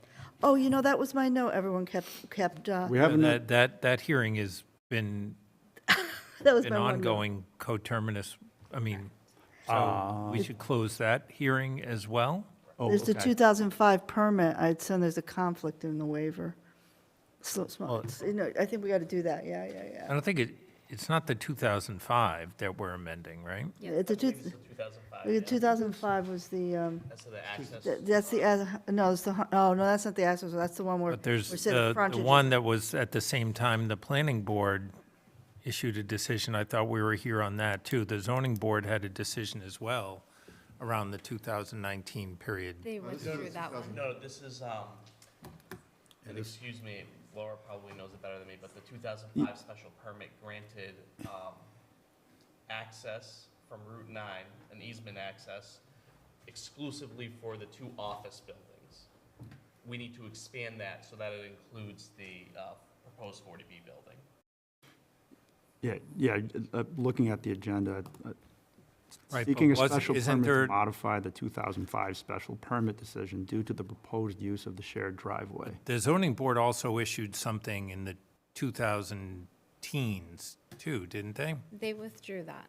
They applied when they did the modification for the site plan approval. And then they also applied for the 2019 modification to the special permit because of the 6.2 condition. And that one was withdrawn. I mean, I'm going to have to go take a look at that, because if the ZBA decision that, if the permit that modification that you withdrew did that original underlying one from that 2019-ish time period discuss the office park, and you're changing that, then you're going to have to get that amended, too. Do we have to do it tonight? No. It was the parking Yeah, garage, in yes. 2019, our application to modify the 2019 permits was, the idea behind it was that we were going to keep the proposed 40B building on the lot, and we were going to request that the language from those permits donating the lot be removed, and in exchange, we were going to gift the town certain things. We withdrew that after a I'm gonna have to go back and look. I think Okay. I think there's a gap here, but I'll have to go back They're and look. separate things, Jay. They're completely, the 2005 special permit is what we're here for, but we don't have to close it tonight. We can, Again, you can take a look at your notes. Your first comment to me, and I think Brian, was about the 2005, and we always proceeded on that. And I'm not. Right. And it was never a mention except that moment. I'll take a look No, at no, it. take a look. I might have the wrong dates, but So the special permit, But the only thing. that one we don't need to close, you're saying? if Jay needs to take a look at it, We have to which keep it sounds open. like he does. Yeah. We can agree to continue it to December 18th. Is that fair? continue what? There's a separate agenda The- item. The agenda. Oh, I mean, we're gonna close that one. I mean, that's fine. I'm just wondering if you need an additional yeah. permit amendment. Okay, Look, okay, the 2005, we should close it. Yeah, okay. The only issue would be whether or not. you need one I other. think you need something, else. Right. I have to go back and look at the history because it started all at the beginning. Okay, Yeah, all right. and then if you could let us know, we can discuss it. Right. So then we should also close Close the hearing on whatever the special permit. existing special thing that permit applied hearing for. is open. Whatever you applied Applied for, for, yeah. right. Yeah. Seeking a special permit to modify the 2005 special permit decision due to the proposed use of the shared driveway to serve the 40B. So that hearing we could also close. Well, that's up to you. I mean, you control that. Yeah, but I mean, there's no reason No, not to. no reason we should issue the decision at the same time on that. Right. That's what I've always assumed these things are coupled together. So just procedurally then, we need to close the hearing on the special permit. Make a motion to close the hearing on the petitioner's special permit. Second? All right, motion to close the hearing on the special permit has been made with a second. All in favor, respond with aye. Those opposed, nay. Doug? Aye? Jamie? Aye. Doris? Aye. Paul? Sorry, Paul. Who are you? Mike? Doesn't matter. Well, can't. Paul, on Mike. Can't vote. And Williams, aye. Okay, that closes the 40B comprehensive permit and the special permit. Okay? Thank you. Thank you. Thank you. Sincerely thank everyone's efforts Thanks. during this whole process, the board, Jay, peer reviewers, everyone. Thank you very You're going much. to schedule. Thank you. A, We will. We didn't close. We're the- going to schedule we didn't close our deliberation meeting, right though. now. Right. Yeah, we have to Pardon me? close our. We're going to schedule deliberation right now, that's okay, so I'll wait to know when that is. Okay. okay? I can go, I guess, and find out tomorrow. So in terms of our agenda, we had approval of meeting minutes. Yeah, We just need to schedule let's for just, deliberation. yeah, I don't know that we also had on the agenda, meeting schedule, ADU bylaw update, upcoming meetings December. We talked about upcoming meetings in December. I don't know that we want to dig into ADU bylaw at this point. I don't know that we have anything new, No. do we? No. And it's pretty late. Let's get right to scheduling deliberation. What do we need for a timeframe, Jay? Well, I mean, we got Thanksgiving coming up, so, I am not available the first week of December at all. Just so you know. I'm I have a major available family event. the 11th, right? So that puts us at 28 days, right? You mean Wednesday, December 11th? Yes. We need a lot Yeah, of time. Sorry, Jamie, what did you say, the first week you're not The available? Yeah, basically the 2nd through the 6th and probably the 9th. Okay, but The 11th should be fine. 11th should be fine. 11th works for me. That works. Works for me. Okay. Let me just look real quick. That way, even if we don't finish, then we still have Where are 12 we days meeting? of hearing. Right. Where are we going to meet? At what time? No. Thank you. Thank you. Yeah, 11th is okay. Do you guys want to do in person? Will that be easier? I think so. I think Probably. I'd rather do it in person. Oh, yeah, we're going to get a lot more done in person. I couldn't agree more. Yeah. Where are we going to meet? I gotta look at the schedules, but do you have a preference on location? It's just in Southborough, I appreciate that. please. Only requirement. Someplace that serves out. In municipal boundaries. All right, I will look at the schedule tomorrow and I will book a room and let So you what do know. what do you say, tentatively? 7 o'clock at 7 night? o'clock? 7 PM? 7, but no Good. more than 2 hours. Is that possible? I mean, can meet earlier. We'll let you know at 8:55. Yep. Just I get a little sleepy. But I'll go earlier. I'd always go earlier because I'm a little bit of a sleepy person at night.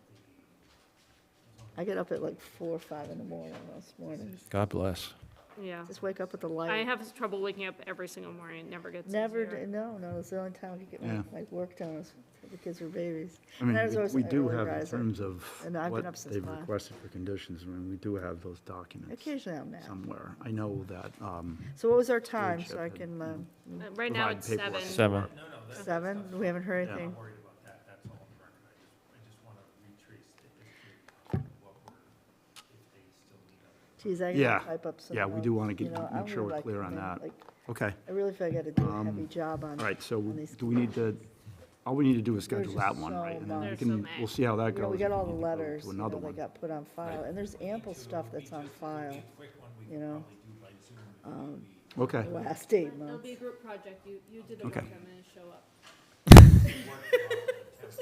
yeah, I just don't wanna miss things. Okay. I'm really concerned with miss things. No, I think, no, it's good. Yeah, No, it's it's a great really- comment about going back I through mean, just everything. notes, I'm not gonna draft, I just notes, I don't wanna miss the fact, you know, okay. if we can So get we a don't fence. really have any other agenda items. We, I think I just no, want we'll to get, talk to you we'll super quick all about come, I don't think you have to next year's meetings. have a Murphy rule Okay. on deliberating, right? Let's just, What Laura time? wants to talk real quick about meetings for 2025. Oh. Supposed to be really quick. Just like. A whole year? I mean, So what- okay. No, super quick. It came down to, there was 2 meeting dates that I changed from the 3rd Wednesday. I just wanted input from you guys on February, if you want it on the 12th or. I forget what it is, Thank you. Wednesday. Thanks for the help, Jay. I can't come. Jay, I Happy might be reaching Turkey. out to you on that Did ADU you stuff. change January 15th? I haven't touched it. I've talked to a It's my couple other birthday, towns. sorry. What day, wait a second, that's the only meeting I missed this year was my birthday, I never work on my birthday. What day in Feb? So February, On the vacation thing. it was supposed to be the 19th, but I believe Okay. that's February break. Oh, Yep. that's So probably don't great. want to Yeah, do that. that's what I've So I been- just need to know if you guys want to do Okay. the 12th or the 26th. I'll talk to you. I'd rather do the 12th, but I don't know how other people feel. I think 12th. April's fine. 12th is good for me. 12 works for me. Yeah, because I'm flying the 28th. Hopefully, Here's my look I at have to get shot. ahead of you guys. And right. then upcoming meetings, yeah, it's just, what do we say, December 11th? December 11th deliberate, and then December And then 18th, December 18th for, we have something. Yeah, I got, to that's do with fine. the- So wait, what date in January? January, I didn't get this, you're saying December. Okay. I can't do, I'm not doing the 15th. At least the 22nd, But right? you guys are welcome to. I can do the 15th in Oh my January. gosh. Of what, Oh. of January? I Are you had talking about? put the 15th. I got to, You can do the 15th. I get could- every Wednesday, second or third Wednesday forever. Yeah, January 15th, I can do the 15th. okay. Then I could do the 12th in February, and then March. If it's a quick one where it's like we're approving the minutes, I'll come, but March and April, I'm overseas. Oh, because that's your birthday. right? yeah, that's my. Oh, okay, well, that's, No Okay. promises. All right. So I think that was it. The only other one I had changed was in November because selfishly it fell on my son's birthday and I don't want to be here for that. There you So go. I had switched that. All right. Yeah. We, Yeah, Paul can't do it. we need Paul to do his thing, but he Oh, can't. hang on. Oh, here we go, We had wait. figured it out with Kristen. we go. Hold on, Paul. Okay. Is it my time now? He sat here for 3 hours just I for waited this. 3 hours for this. I'd like to make a motion to adjourn the meeting. Second. Motion has been made to adjourn the meeting with a second. All in favor, respond with aye. Opposed, nay. Paul? Aye? Mike, Mike? Yes. Aye. Okay. Doris? yes. Jamie? Aye, please. And Doug? aye. Williams, aye. The meeting's closed. Thanks, everybody.